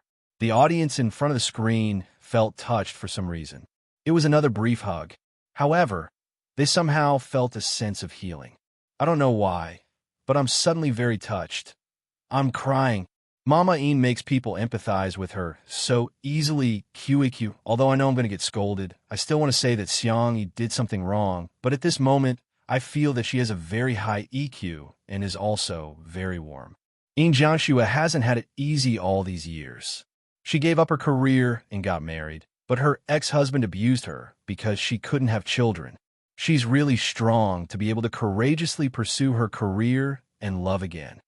However, no matter how strong a person was, there would always be a soft spot in their hearts. On the other hand, the three men soon picked a few baskets of fruits. Mr. Sheng, would you like to come fishing later? The fish in the pond here are quite plump, Shi Sui asked Sheng Guang in a gentle tone. Sheng Guang was quite interested in fishing. He nodded and said, "Sure, but do you have fishing rods?" "Yes, we have fishing rods, base station rods, and lure rods," Xiangli answered casually. In the past, Xiangyi's grandfather would stay here for a short period of time. Xiangyi loved fishing, so there was a complete set of fishing equipment at home. Sheng Guang thought that he had seen the place where the fishing rods were, so he didn't think much of it. Instead, he said eagerly, "Shall we compete later?" As he spoke, the bamboo basket in Xiang Li's right hand suddenly slipped out of his hand, and the peaches inside rolled onto the ground. His expression didn't change as he calmly switched to holding two bamboo baskets in his left hand. Shi Sui looked at Xiang Li's right hand, wanted to say something but hesitated. In the end, she didn't say anything and silently took one of the baskets from his hand. Xiang Li didn't seem to mind, and he was even in the mood to mock himself. Fortunately, I'm left-handed. However, the netizens watching the live stream were extremely upset. My heart aches for him. Xiang Yi's hand is more precious than a surgeon's. I'm crying because he can't hold the bamboo basket. It's obvious that he can't do experiments that require more precision. Xiangyi, when are you going to apologize? Kneeling and kowtowing isn't enough to appease your anger. Why are you still pretending? Muyao TV. The big screen in the conference room had a bullet screen function, and the angry comments of the netizens could be clearly seen. However, the number of viewers kept rising. While eating well for all 3 meals was still stable at more than 4 million viewers, Two Under One Roof had soared to more than 8 million viewers. Soon, it would break through the 10 million mark. 10 million was a dividing line. Xingchen live streaming was famous for its statistics, and all the viewers were real. Compared to the current most popular live streamers, game streamers, and so on, there was only one live streamer who broke the 10 million mark, and that was on the day of the annual shopping festival. No, we can't let them continue broadcasting like this. The higher-ups were anxious and had all kinds of suggestions. For example, arranging a script for Zhue Yi and Jiang Yin, making them quarrel, and even threatened to break up to attract attention. But it was quickly rejected. Not enough. Both of them didn't have enough traffic and popularity. How about I contact that hacker again? The head of the public relations department asked cautiously. His skills are good enough, but his fees are quite expensive. The deputy station head's tone was strong as he objected. Nonsense. We have to have a bottom line. If we resort to such despicable means, what's the difference between us and shameless people? Absolutely not.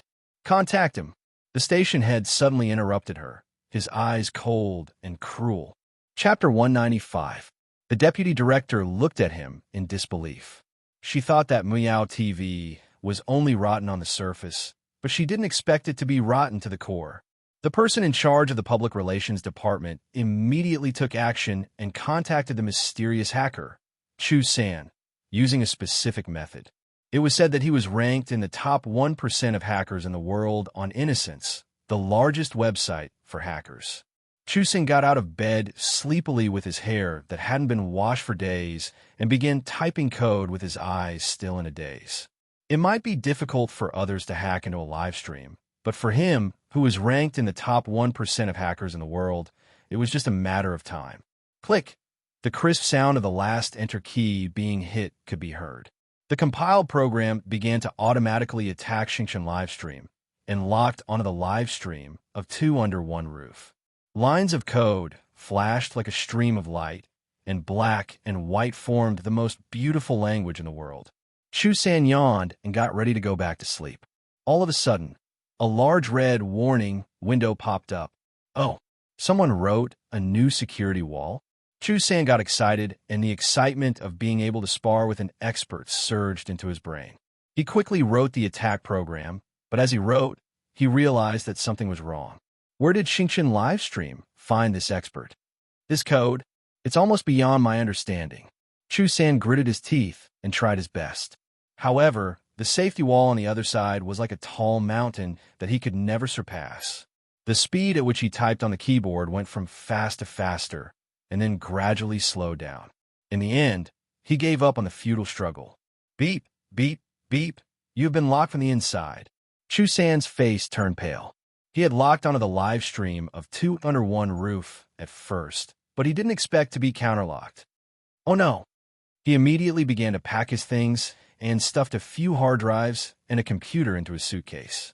Without taking any clothes or shoes, he opened the door and was about to escape. Several police officers stood outside the door and showed their IDs with stern faces, vaguely revealing the silver light of the handcuffs on their waists. It's over. That was the only thought in Chu San's mind. In the manner.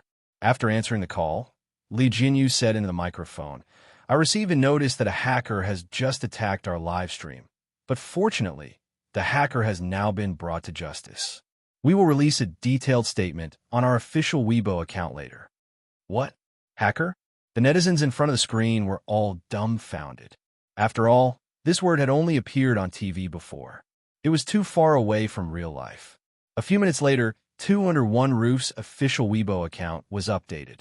Two Under One Roof V. Ever since our live stream started, we've been attacked by hackers several times, which is why our live stream is always interrupted. Thank you, Dr. Xiang Li, for writing the security wall program for us. Not only did it successfully block the hacker's attack, but it also tracked the hacker's IP address. Thank you at Ping and Nanxing for catching the suspect as soon as possible. Thank you for your hard work. In the end, he wanted to say, don't stretch out your hand, otherwise you'll be caught. Competition, please come fair and square. Please take a seat yourself. Doghead, doghead. Once the Weibo post was posted, the netizens were shocked. First, he was surprised. So, it was a malicious competition.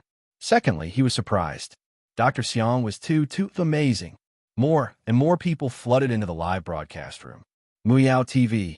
The higher-ups watched helplessly as the number of viewers of Two in One Room jumped to 9. 57 million at a frightening speed. Chapter 196. 10 million was imminent. Unstoppable. Everyone's expression was so ugly that they looked as if they had swallowed a fly. Especially when the head of the public relations department read the Weibo post posted by Two Under One Roof. Instantly, what the hell is going on? Isn't he one of the top 1% hackers in the world? Why is he so vulnerable? Will he rat us out?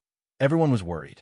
Looking at the ugly faces, the deputy station head sneered, feeling as if he had fed all of his youth to Muyao TV to the dogs. The station head retorted, What are you panicking for? Whoever started it will be responsible. What does it have to do with us? What does it have to do with us? The head of the public relations department's expression changed immediately. She realized that she had been abandoned. When the others heard this, they heaved a sigh of relief. Not only did no one comfort her, but they also looked at her with gloating eyes. It was the look of someone who had found a scapegoat. The head of the public relations department was disheartened. She finally understood the cruelty of the workplace. Dang dang, our pickles are ready. Jiangxue beamed at the camera, her tone full of accomplishment. She and Xiangyi pickled several jars, including the carrots harvested by the C7 brothers yesterday, as well as beans, cabbage, cucumbers, lettuce, and so on. The pickle water was boiled with water, peppercorns, star anise, cinnamon, bay leaves, old ginger, rock sugar, and other ingredients. After cooling, wild mountain peppers, small rice peppers, and sorghum wine were added, and the vegetables were soaked in.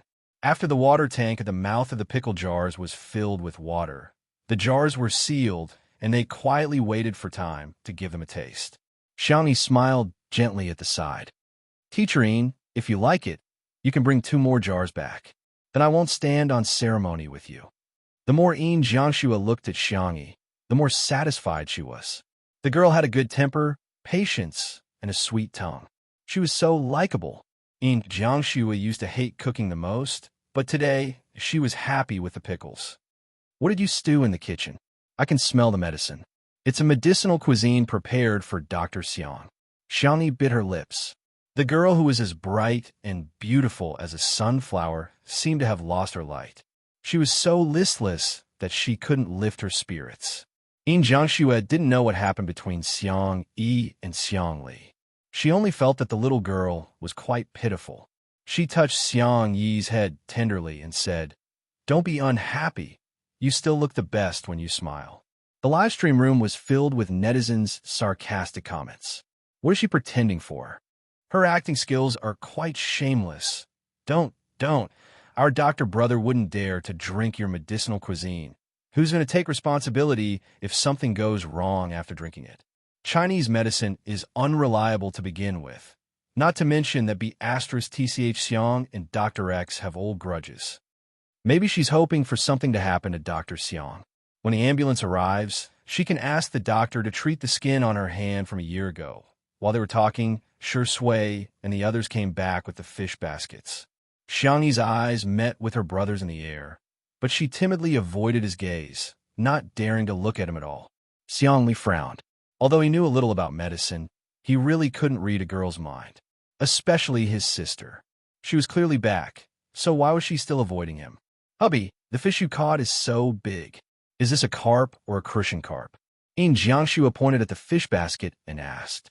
She caught a glimpse of a few sneaky figures in the corner of her eye and exclaimed, "Who are those people? They're not thieves, are they?" Everyone looked over and realized that something was wrong. Chapter 197. Seems like they really are thieves, Sheng Guang said hesitantly, but what happened next confirmed his and Yin Jiangshue's speculation.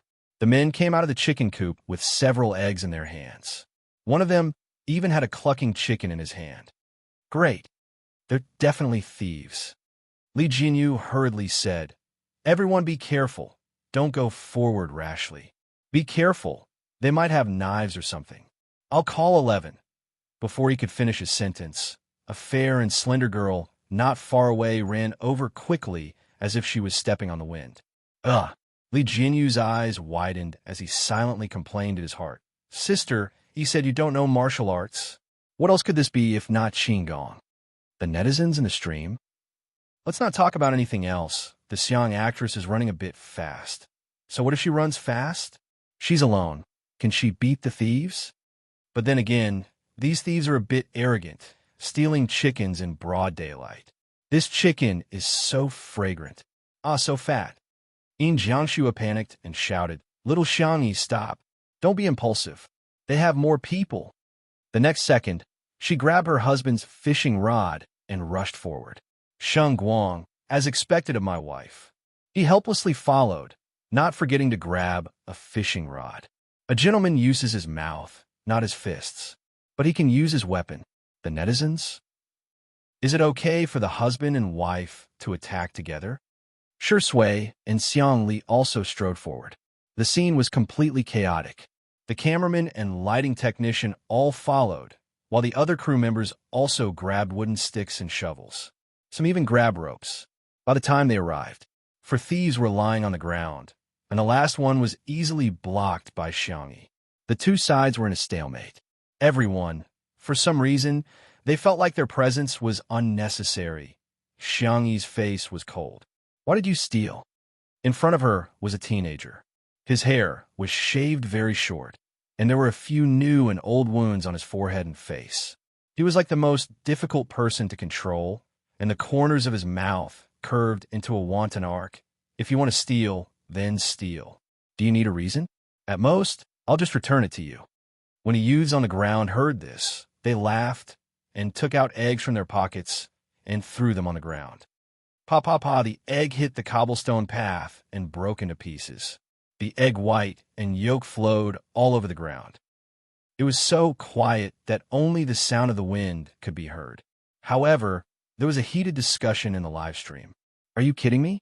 They're all hooligans. They don't look like poor kids from the way they're dressed. It's so infuriating to deliberately ruin the food. DBQ, let me digress. The guy leading the group is a little handsome. The campus gang leaders in novels all have faces now. Xiangyi frowned, and her eyes fell on the young man. She slowly pulled out the shirt tie hidden in his coat and tightened it. The young man was forced to lean forward, and the distance between them was shortened. The young man's heart skipped a beat. Right in front of him was an extremely beautiful face. Her skin was as white as porcelain, and her eyes were as cold as the stars. Plop! The young man's Adam's apple bobbed slightly as he said fiercely and arrogantly, "Let go of me." Xiangyi raised her eyebrows. "Little kid, let go of my chicken first." Under everyone's watchful eyes, the girl calmly snatched her chicken from his hand and put it back into the chicken coop. Now, we can start settling the score. Chapter 198. There was a moment of silence. The rebellious teenager said carelessly, "I don't have money. I can't afford it." The other boys also expressed that they were penniless. Seeing that they were all quite young, Jiangxue couldn't bear it. "Why don't we just forget it? It's just a few eggs anyway. They're not worth much. We can't just let it go." Xiangyi took out her phone and asked without looking up, "What's your guardian's phone number?" The comments began to scold. "It's just a few eggs. Is it worth it? The child is still young. Must she be so calculative? She's always bragging about being fair, rich, and beautiful. Why would she care about such a small amount of money? It's probably because she's stingy enough that she can become rich. B*TCH Xiang is really outrageous. I know this kid. He's the son of our company's boss. Why would he steal? No, I have to tell our boss quickly." The rebellious teenager's body stiffened before he said stiffly, "I don't remember." "Your teacher's phone number?" "I dropped out of school." Xiangyi looked up and stared at him for a while. The teenager felt inexplicably guilty under her gaze, and he felt that her calm eyes had already seen through all their plans. Xiangyi put away her phone. "Then stay and work. Pay off your debts with your labor." The teenager was stunned and said, "You're illegally using child labor, yet you still trespassed into other people's homes and destroyed other people's property, causing me huge losses." Xiangyi said indifferently. The benefits of having a lawyer as a brother were evident as she could casually use legal terms. The teenager was speechless for a while. What's a few eggs considered a huge loss? Why didn't this woman call the police? Have you forgotten about that chicken? What you're doing is considered attempted harm. The boys were rendered speechless and were ordered to clean the chicken coop by Xiang Yi in a daze. The girl avoided the camera and gestured to Li Jinyu. The two went to the side to talk. "Please find 2 people to get some information from. I suspect these kids have other motives." "Huh? Aren't they just a bunch of naughty kids?" Xiangyi shook her head. "My intuition. They seem to want me to call the police, but if I do, they'll have a criminal record." Burglary was against the law. Li Jinyu was stunned. "What kind of operation is this? You want to go to the police station for a day trip? We're all kids nowadays, so careless. If he really left behind a criminal record, it would be a stain for life. I'll let old Li and old Wang go. They're old foxes. It's not a problem for them to deal with a few brats." Under the pavilion, the guests were making jam together. Shui was in charge of washing the fruits. Sheng Guang and Xiang Li were in charge of peeling and removing the seeds. Jiangxue was in charge of soaking them in salt water, and Xiangyi was in charge of boiling the jam. Jiangxue smiled and said, "We're basically the assembly line of the 2 under one roof jam production, right? Natural, organic, handmade.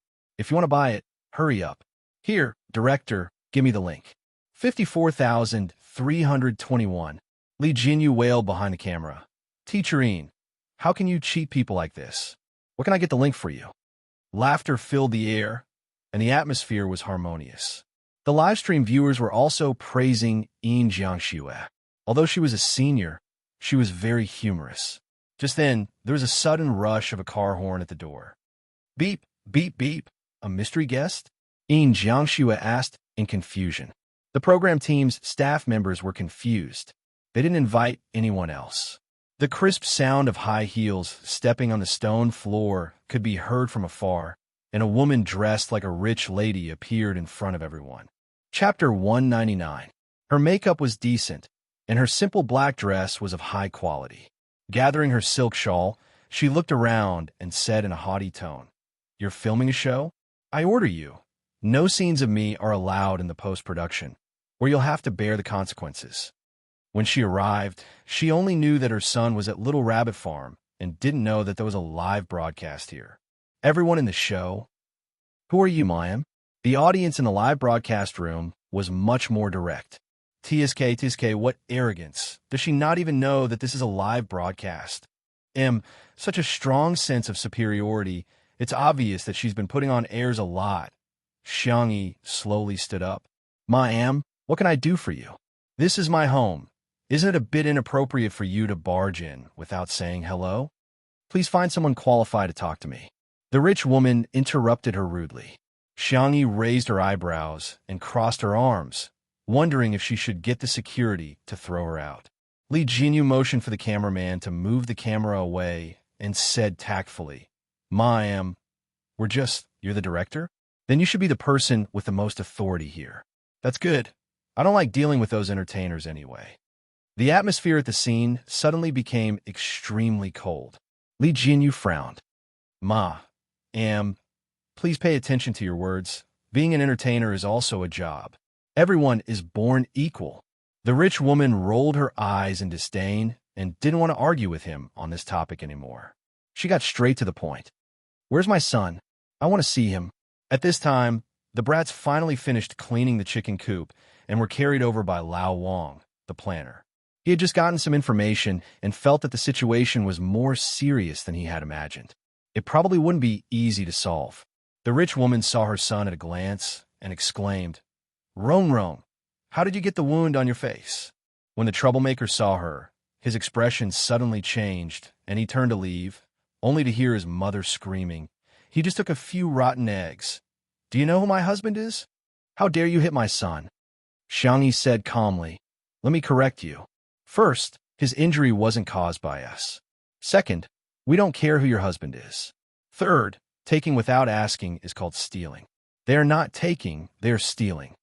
The young girl's logic was clear, reasonable, and convincing. The rich lady, on the other hand, was like a shrew. "What do you mean by stealing? These kids are just under too much pressure from studying. How about this? I'll pay you and let them come here regularly to relieve their stress. Name your price."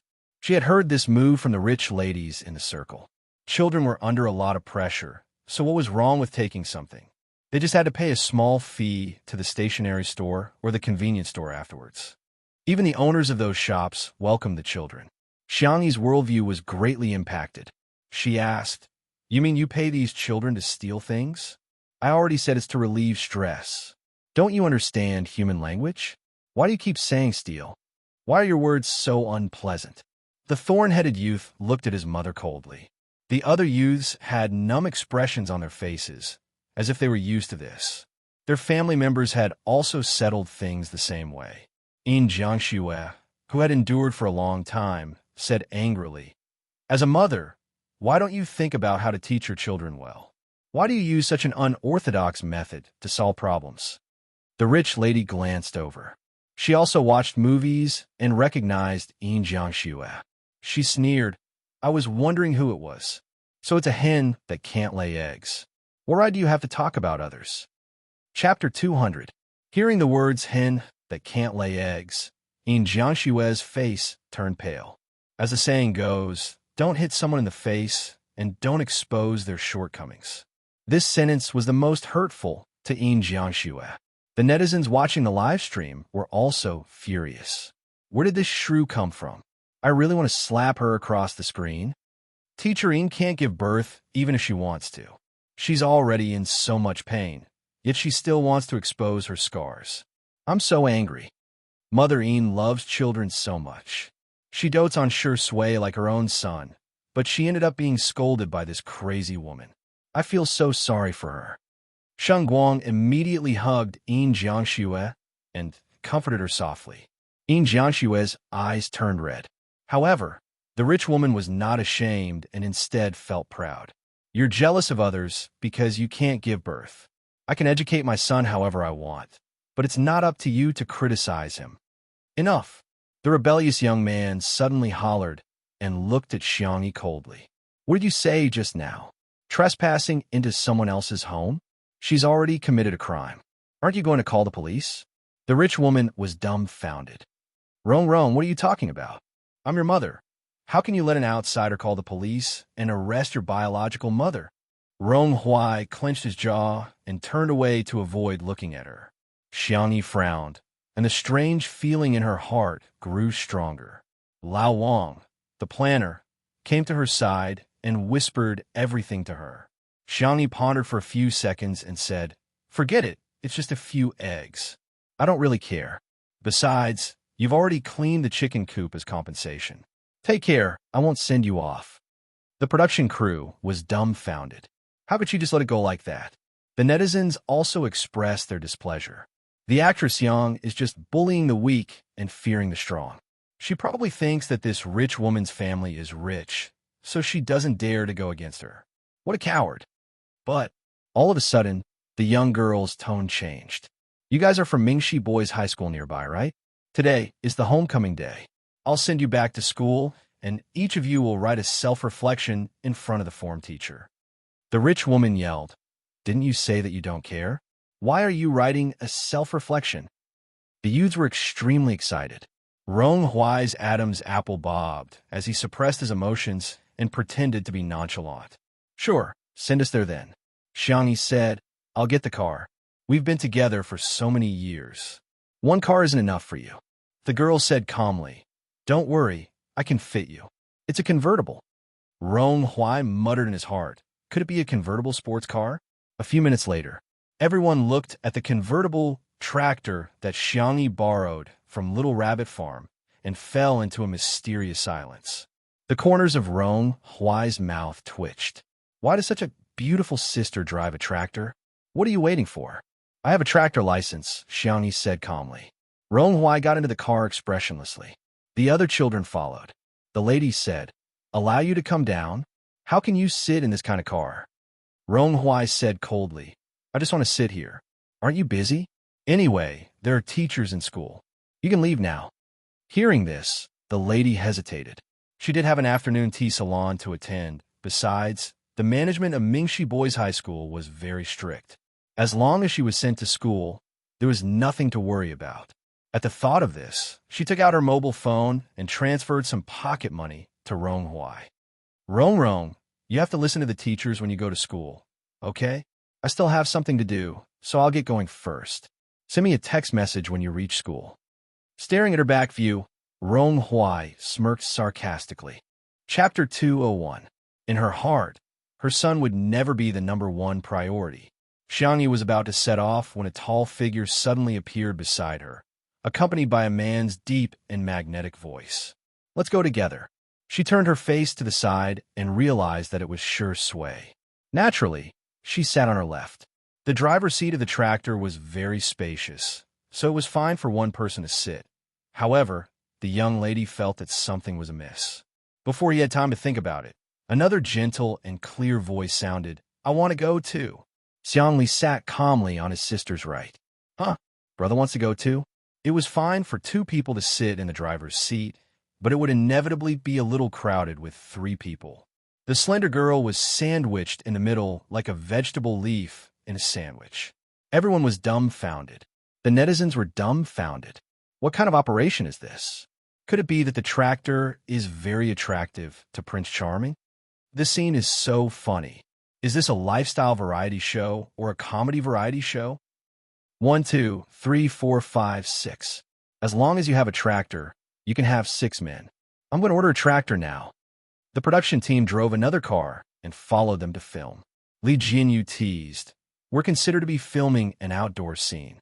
Guys, give us some 666. Because this segment was too entertaining, there were fewer comments scolding Xiang Yi. In the beginning, Ronghua and the rest were still a little nervous for fear that the tractor would be bumpy. To their surprise, the pretty girl was indeed someone with a driving license for agricultural machinery. Not only did she look ethereal when driving the tractor, but she was also very proficient at it. The tractor drove steadily on the road. Soon, they arrived at Mingxi Boys High School. Xiangyi had heard of this school before. It was a very strict private high school, and there were rumors that going there for a few months was more effective than going to Transfiguration. Many wealthy and middle-class people in South City liked to send their children to this school in the name of training. It was said that the children who graduated from this school were very outstanding and self-disciplined. They were like geniuses. Xiangyi turned around and asked, "This is the place, right?" The boys remained silent. After a while, Ronghua gritted his teeth and said softly, "Yes." In order to sharpen his acting skills, Shui had once studied a series of micro-expressions. He was keenly aware of the abnormalities of the teenagers. He exchanged a glance with Xiang Li and reached a consensus through eye contact. There was something wrong with this school. Seeing the car at the school gate, someone from the security booth immediately came out with a stun baton in his hand and shouted, "Are you the students' parents? Didn't I tell you that cars are not allowed to drive to the school? Students have to walk from Bo Shui Road." Xiangyi frowns almost imperceptibly. Bo Shui Road is at least a few kilometers away from here. How can he walk here on such a hot day? Was this reasonable? That's not right. Why did you bring a camera? The security guard saw the camera equipment in the car next to them, and his facial muscles twitched. "Turn it off. Hurry up and close it. Otherwise, I'll smash it. This is illegal filming." Li Jinyu got out of the car and negotiated in a friendly manner. "You guys, we are a variety show. May I ask if we can go in and record? It won't take long." The security guard objected anxiously. "No, you must leave immediately. Otherwise, we'll call the police." Before he could finish speaking, a thin and tall figure appeared on the rooftop. He was so shaky that it made one panic.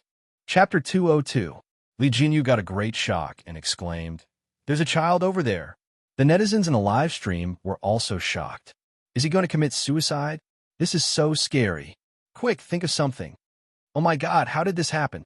I always thought that committing suicide was a distant concept. The security officer turned around and said in a tone that he was used to it, "Hey, that's just the students playing around. Hurry up and leave." Li Jinyu's temper flared up. He was usually a coward, but he had a bottom line. He hollered angrily, "Are you human? Playing around? Do you think this is a matter of life and death? Our school will take care of it.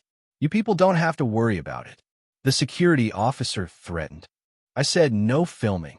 He waved the electric baton in his hand and was about to hit the camera. The cameraman, Old Zhang, was very experienced. Although he was carrying heavy equipment and was a little plump, he was very agile and nimble. He dodged the attack. The screens of the audience began to shake violently.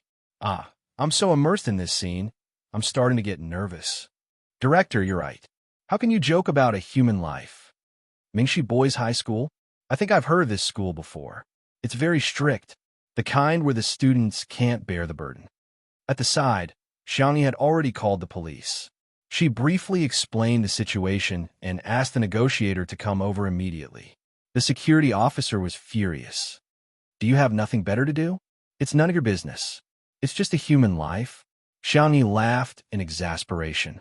She slowly stepped forward with a domineering aura. The security officer subconsciously wanted to hit her, but she easily grabbed the electric baton and snatched it away. "It's just a human life? Don't you have any respect for life at all?" The security officer immediately cowered and hurriedly retreated. Behind her, Ronghua suddenly said, "It's probably because I'm used to it. Don't spout nonsense. Hurry up and enter the school. Don't mix with these strange people." "What should I do? I'm a rebellious person, but I don't want to do as you wish." Ronghua licked the corner of his lips and said in a nasty and ruffian manner, "Sister, he looks so fierce. I'm scared." The young man tugged at the corner of Xiangyi's shirt and complained openly. The other boys also realized that Xiangyi was very reliable. They were like little chicks in the game Eagle Catch Chicks. One of them grabbed the clothes of the other and hid behind Xiangyi. It felt like a naughty child that found a backer. Shui narrowed her eyes slightly. Xiangli was also unhappy. The two men had the same thought in their hearts. Little brats and whatnot are really annoying. The negotiators arrived as fast as they could. With the police leading the way, the security guards didn't dare to stop them this time. Xiangyi and the others also entered the school. The principal hurried out of the office and said in a dignified manner, This is a misunderstanding. It's like this, our school held an art exhibition some time ago, and this student was imitating performance art. He was used to brainwashing the parents of the students, thinking that the whole world would believe him. Unfortunately, no one paid any attention to him. Are you reporters? Which unit are you from? The principal broke out in cold sweat. Why don't you turn off this equipment first? You have to apply for an interview first. Rong Hui stuck half of his face out from behind Xiangyi and stared straight at the principal, seemingly provoking and relieved. It's not an interview, it's a live stream that millions of people can watch. Chapter 203. Boom. There was a thunderous roar, and the principal froze on the spot, as if he had been electrocuted.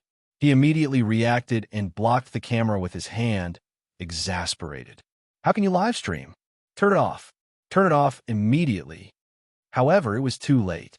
The netizens in the live stream condemned. What kind of performance art is this? They're treating human lives like dirt. I feel like this school must be hiding some secrets. We must investigate. That Rong just said that it's nothing strange, but it's terrifying when you think about it. Does this kind of thing happen often? Under the efforts of the negotiators, the child on the rooftop was persuaded to come down. His face was pale, and he looked extremely weak, but his mental state seemed to be normal. However, the moment he saw the principal, his body began to tremble uncontrollably. He was as helpless as a broken petal in the storm. It was fear that came from the depths of his soul. Boo-hoo! He subconsciously wanted to run towards the rooftop, but fortunately, he was stopped. Rong Hui watched this scene coldly, seemingly indifferent. However, his hands hanging by his side slowly clenched into fists. Sister, he called out to Xiangyi in a teasing tone. Are there many people watching your live stream? Are there 100,000 viewers? Xiangyi said, I don't know, there should be. She had never paid attention to the statistics of two under one roof and had no idea at all. Wow, that's very influential. Rong Hui casually placed his elbow on Xiangyi's shoulder, but he knew his limits and did not put his entire body weight on it. However, this action seemed very roguish. Before Xiangyi could speak, two cold male voices sounded in unison. Take your hand away. Don't you want your hand anymore? The two men had a strong aura, and their gazes were extremely oppressive. Rong Hui was a wolf cub who could easily deal with his peers, but he instinctively sensed danger when facing them. He retracted his hand resentfully and asked in a low voice, Sister, you have two boyfriends? Do you mind if there's one more? Xiangyi said, Kid, you're asking for a beating. Rong Hui said, Sister, can I think about it? Xiangyi raised her eyebrows slightly, and the coldness in her eyes made Rong Hui's heart palpitate. The little wolf cub's Adam's apple bobbed as he swallowed his saliva. Sister, I'm good. I won't think about it anymore. Don't you think it's a little strange?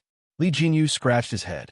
It's an indescribable feeling. Xiangli looked around and said slowly sound. Li Jinyu's eyes lit up. That was right. It was a sound. Since it was homecoming day, there should be a lot of people in the school. However, other than Rong Hui and the other children, the campus was empty. Moreover, even though such a big thing had happened, there was not a single student in the corridor or by the window who came out to watch the show. Even the boys who went to steal the eggs with Rong Hui did not seem surprised at all. Their expressions were so numb that they seemed to have lost their souls. Rong Hui walked in front of the camera. His face was extremely photogenic, and when he smiled at the camera, he looked frivolous and dashing. Because if you make a sound, you'll be locked in the little black room. The principal roared, Shut up. Don't spout nonsense. There's something wrong with his brain. Don't believe what he says. Rong Hui tilted his head, and the scars on his face intertwined. His smile gradually faded, and he looked like a sickly teenager. What should we do? I seem to like being a mental patient. Chapter 204. The pop-up comments flooded in like a wave. Ah, his features determine my values. I love sick people the most. I love this brother. Am I the only one who thinks that Rong is very tough? The principal obviously has a problem. I'm envious of his defiant character. I'm the kind of person who doesn't dare to argue with someone who cuts in line. Countless comments flooded the screen. At the same time, Muyao TV. Everyone could only watch as the number of viewers of Two Under One Roof continued to rise. 973 million. 985 million. 9,990,000. The numbers jumped again. The first digit became 1. The number of viewers of Two Under One Roof had officially exceeded 10 million. The record for the entire internet was born. Countless people pressed the screenshot button at this moment. There were also countless people who were paying attention to Mingxi Boys High School. The investigation began. Rong Huai brought the police to the so-called small dark room. It was indeed a dark room. If you make a mistake, you'll be punished by standing here. Rong Huai put his hands in his pockets and said in a mischievous tone, "Of course, even if you don't make a mistake, you might still be arrested apart from the small dark room. There were also weighted sandbags, which were not used for training, but for punishment. The teachers' offices were equipped with electric batons like the ones in the hands of the security guards. There were too many of them. There were too many to mention." Rong Huai's cynical mockery, coupled with the livestream footage, was simply shocking. Is this considered a school or prison? F***CK, are they still human? They're running 5 kilometers at every turn and dousing people with water in the middle of winter. All personal items are confiscated when entering the school, and even their cell phones have to be handed over to the teachers. Even the text messages to their parents are edited by the teachers. Don't the students have any right to privacy at all? The principal tried to quibble. We're imitating foreign elite schools and implementing militarized management and gentlemanly education. The students who graduate from here are especially outstanding. Shi Sui suddenly asked, "What about those who haven't graduated?" The principal choked. The answer was self-evident. Children who could endure such a hellish and cruel education were naturally favored by the heavens. What was unbearable was that after being ravaged like this for so many years, his physical and mental health would definitely be severely damaged. This shows that some students are mentally fragile. Children nowadays are too sensitive and pretentious. That's why they're addicted to playing mobile games. Our school is helping them get on the right track in life. Shut up, Li Jinyu roared. Can you be a human? How painful must it be for the children to be tortured by you every day? How sad would the child's parents be if they knew what you did? It was quiet all around. Li Jinyu seemed to have realized something and turned to look at Rong Huai and the other youths. Their faces finally showed some expression. However, it was not joy. The corners of his mouth were full of bitterness and helplessness. Li Jinyu felt his scalp go numb. He couldn't believe it, but he had no choice but to believe it. The parents were all aware of this. The comments in the live stream exploded to the extreme. If there's a need, there's a market. Think about it. Think about it carefully. Oh my God, how desperate must these children be? She doesn't want to spend time with her child, but she's willing to pay someone to beat her child? So the parents are all aware? They clearly know that the school will punish them, but they still sent their child here. In the oppressive and gloomy atmosphere, the girl's sweet and gentle voice sounded slowly like the sound of nature. It's almost time for dinner. Children, are you hungry? There may be more updates coming one after another. Everyone can go to sleep first. Warm, warm, warm again. Red heart. I'm begging for votes. Chapter 205. Rong Huai and the others were stunned. This question caught them off guard. It seemed that no one in school or at home had cared about them so much for a long time. They were children who had been labeled as a disgrace. They were sent here for being rebellious, disobedient, and addicted to the internet, and were strictly managed. Apart from this cage, there was no place for them to hide and lick their wounds. They were most afraid of sudden concern because it was too confusing. Xiangyi blinked and changed her question. Where's the cafeteria? Swish, swish, swish. The sound of potato peels being peeled was transmitted to the live stream through the sound recording device, comforting and healing. The girl's fingers were slender and fair, but they were very nimble. A potato was peeled clean in her hands in just a few seconds. There was already a pile of peeled potatoes in the plastic basin next to her. Li Jinyu asked, "Sister E, are you going to cook lunch for these children?" Xiangyi answered calmly, "There's nothing else I can do." Her hands didn't stop moving. After peeling the potatoes, she went on to cut the meat. These ingredients were sent over by the people from Little Rabbit Farm. In the kitchen of the cafeteria, there were only 2 pieces of frozen meat in the freezer. According to Rong Huai, they could only eat a few pieces of minced meat occasionally. There was a strange school rule that said eating too much meat would affect one's IQ, and students were advised to be vegetarian. However, the vegetables weren't very fresh either. The potatoes had sprouted, and the greens were yellow and withered. It was hard to imagine that these growing children usually ate such things. In Jiangxue and Shang Guang rushed over when they heard that she was going to cook for the children, washing, cutting, and frying vegetables. It was supposed to be a boring and tedious task, but because of the girl's calm and confident expression, it seemed incomparably beautiful. In a live stream, there was still a lot of controversy about Xiangyi. "Are you kidding me? Why are you cooking at this time? Send the children home first." Is going home useful? Are they going to be sent to another aristocratic school by their parents to continue their transformation? Actually, I'm a little touched. Maybe humans are complicated creatures. Xiangyi has a bad side, such as causing Dr. Xiang's hand to be injured. But she also has a good side, such as helping the kid from C7 and the boys' high school this time. Come on, it's just cooking, and you're trying to clear your name?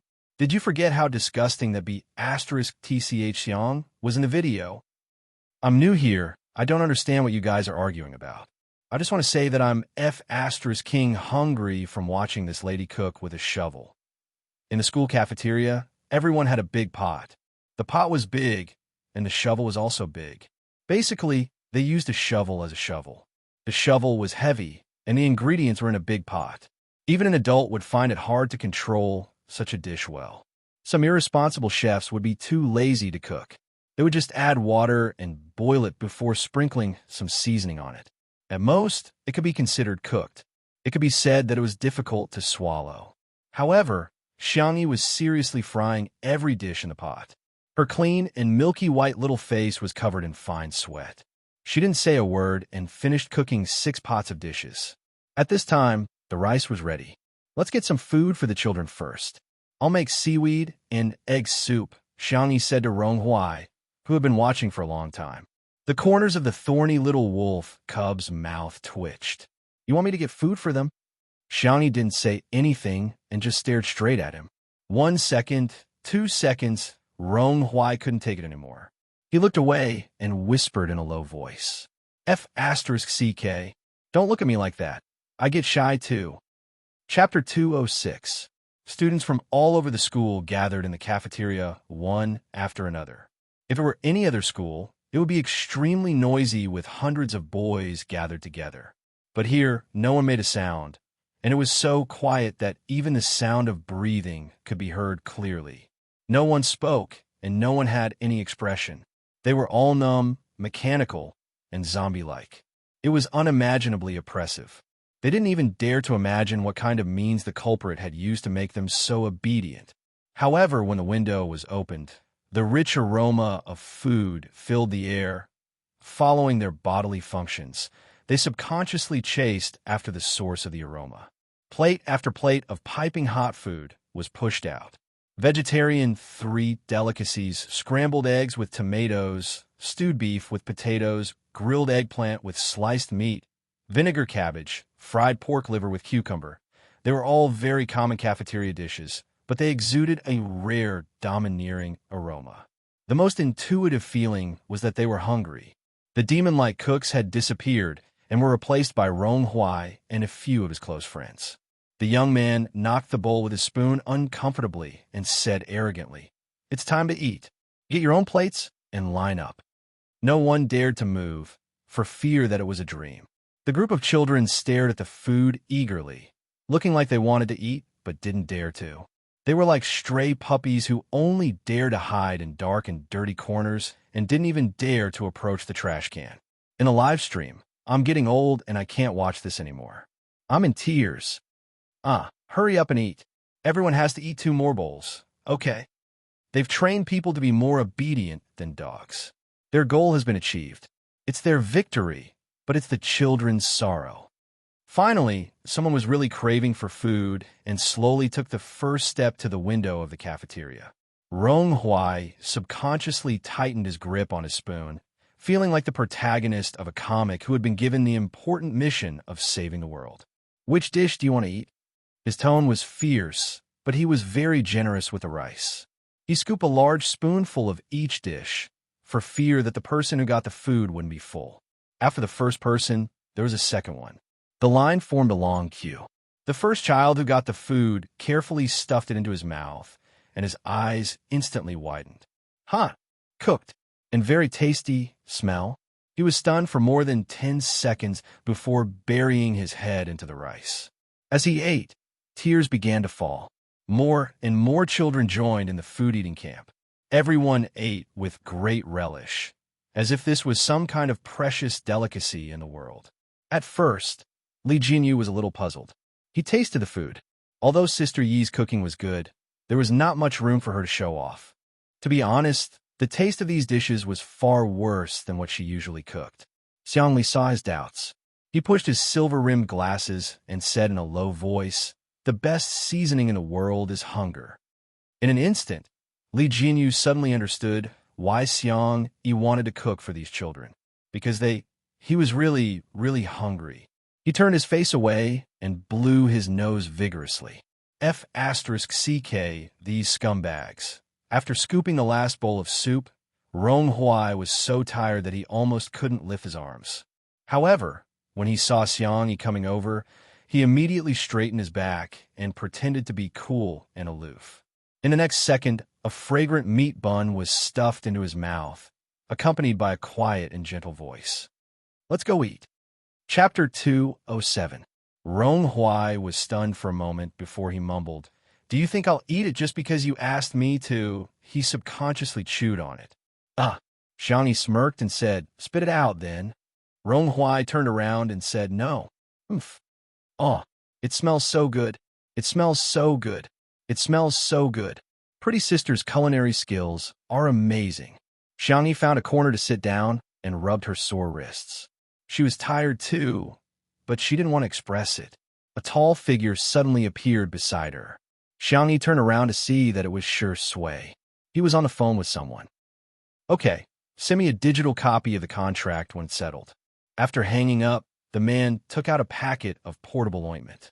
It was a small piece that was about the size of 2 Band-Aids put together. "Does your hand hurt?" "It's all right." As soon as Xiang Yi finished speaking, the man gently pulled her hand into his palm. It was clean and warm to the touch. She curled her slender fingers uncomfortably and wanted to retract them, but Shui grabbed her wrist. "Don't move." Subconsciously, Xiang Yi stopped what she was doing. Rip, Shui tore off the ointment and carefully applied it to the girl's wrists. Xiang Yi moved her cherry lips and said, "Actually, doesn't hurt that much." "You're still trying to be brave?" Shui's dark eyes landed on her face. He sighed helplessly and said, Xiang Yi thought that he would scold her, but she didn't get the chance to do so. Instead, he rubbed her head forcefully twice. "Why are you so nice?" he asked. So nice that it made his heart ache. Xiang Yi whispered, "You made my hair bun collapse." Shui couldn't help but laugh. "What should I do? I don't know how to tie my hair. Should I call your second brother for help?" "Don't." How would she dare to trouble her second brother for such a thing? While they were talking, Xiangli happened to pass by. Shui waved at him and explained the situation. Then, the knowledgeable medical doctor looked at his sister's bun that had collapsed and fell into a long silence. Xiangli pondered for a while and suggested sincerely, "Have you ever thought of cutting your hair short?" Shui sneered, "You don't know how?" Xiangli sneered, "You know how to do it?" Of course they wouldn't. The 2 men, who didn't know how to tie their hair, childishly hurt each other. Xiang Yi said, "I'll do it myself. Don't worry, I'll find a tutorial to learn." Shui calmly took out her phone and searched for videos. Xiangli raised his eyebrows. In terms of learning ability, would he lose to Shui? The two men were engrossed in the hair-tying tutorial, unable to extricate themselves. A moment later, Thank you, big sister, for cooking for us. A tall and thin boy looked at his toes and thanked her shyly. Xiangyi recognized him.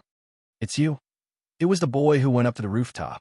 The boy said embarrassedly, I'm sorry, I'm embarrassed. The teachers were right. I'm a useless and cowardly piece of trash. No, Xiangyi's tone was firm. You're not a piece of trash. You're not useless.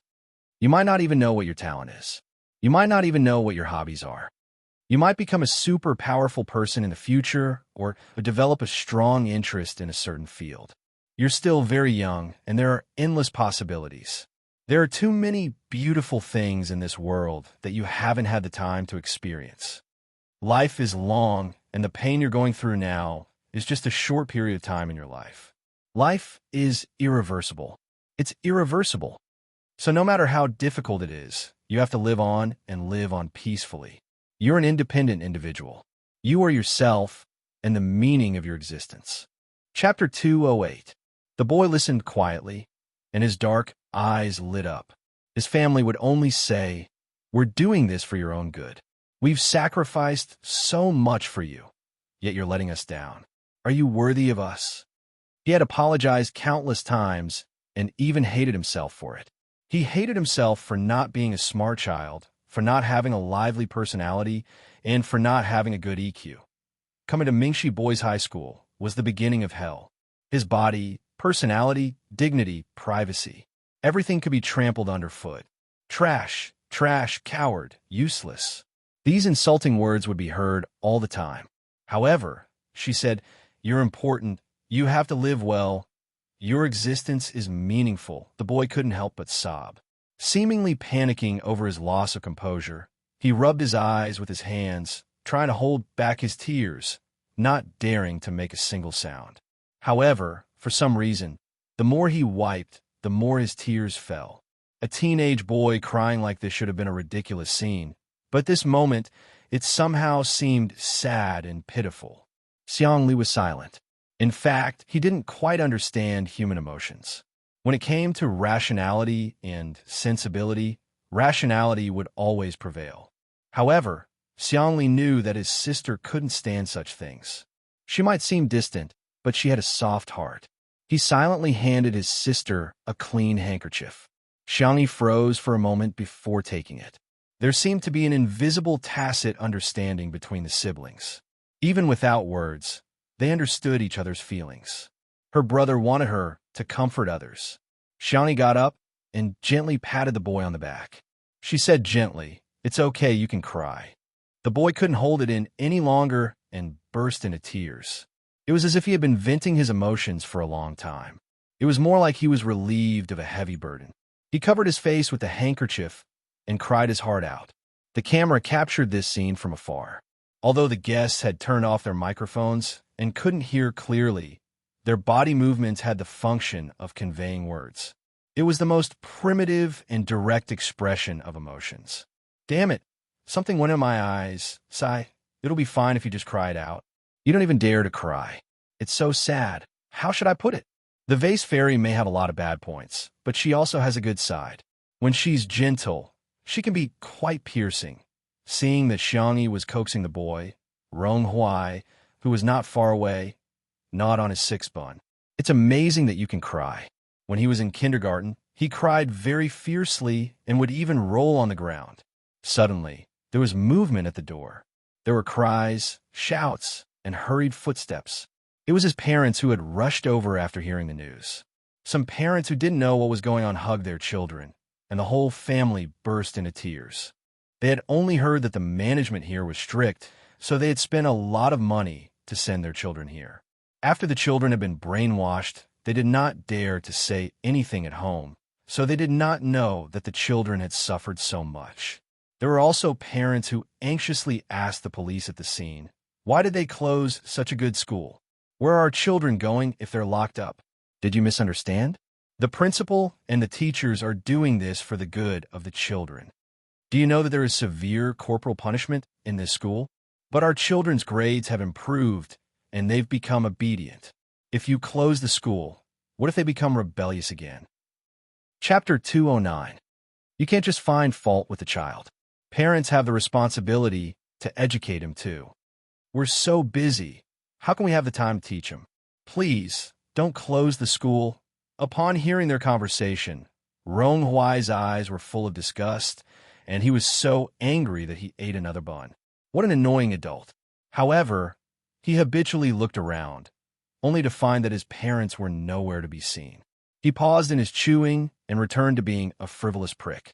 It's all right. I don't need my parents that much anyway. The young man slowly ate one bun after another, as if he could feel the disappointment in his heart as long as he ate enough.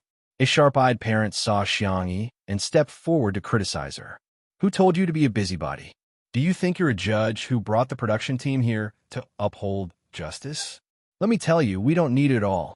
Now that the school is going to be closed, how are you going to compensate us for our losses?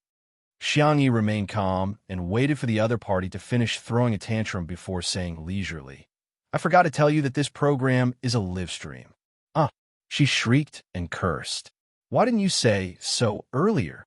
The cameraman, old Zhang, deliberately moved the camera forward, scaring the other party so much that she quickly covered her face with her jacket. Old Zhang was speechless. You're so shameless, huh? I thought you weren't human. When it comes to sarcasm, you're still the boss. Shi Sui answered the phone, and after hanging up, he slowly adjusted his cuffs and asked Xiang in a languid tone, Do you still lack a place to farm? I happen to have some spare cash, so I bought the land of this school. Shi Sui glanced at the parents and said, Since the school is mine, why don't you plow it and plant vegetables there? Or raise pigs? The black pig meat from last time was quite fragrant. Xiangyi was speechless. Buy land to plant vegetables? Raise pigs? She thought about it for 2 seconds and actually felt quite happy about it. Why don't we build a little rabbit farm here? Xiangli said gently, I'll contact the Research Institute and set up an experimental field for the newly cultivated Chinese medicine seeds here. With the endorsement of the Research Institute, this school could forget about opening. Xiangyi's eyes lit up, as expected of her brother. Amazing. The parent who was covering his face with his coat was dumbfounded. Buying land and collaborating with a research institute. Who on earth were these people? Those suspected of corporal punishment were all taken away for investigation. The students gathered at the school gate and watched as the school gate slowly closed. However, the expressions of many people were still incomparably ugly. They were worried that the gate would reopen one day. Suddenly, a rumbling sound came from afar. It was unknown who had shouted, F***CK. But in an instant, it became a series of exclamations. Construction trucks, demolition machines, excavators.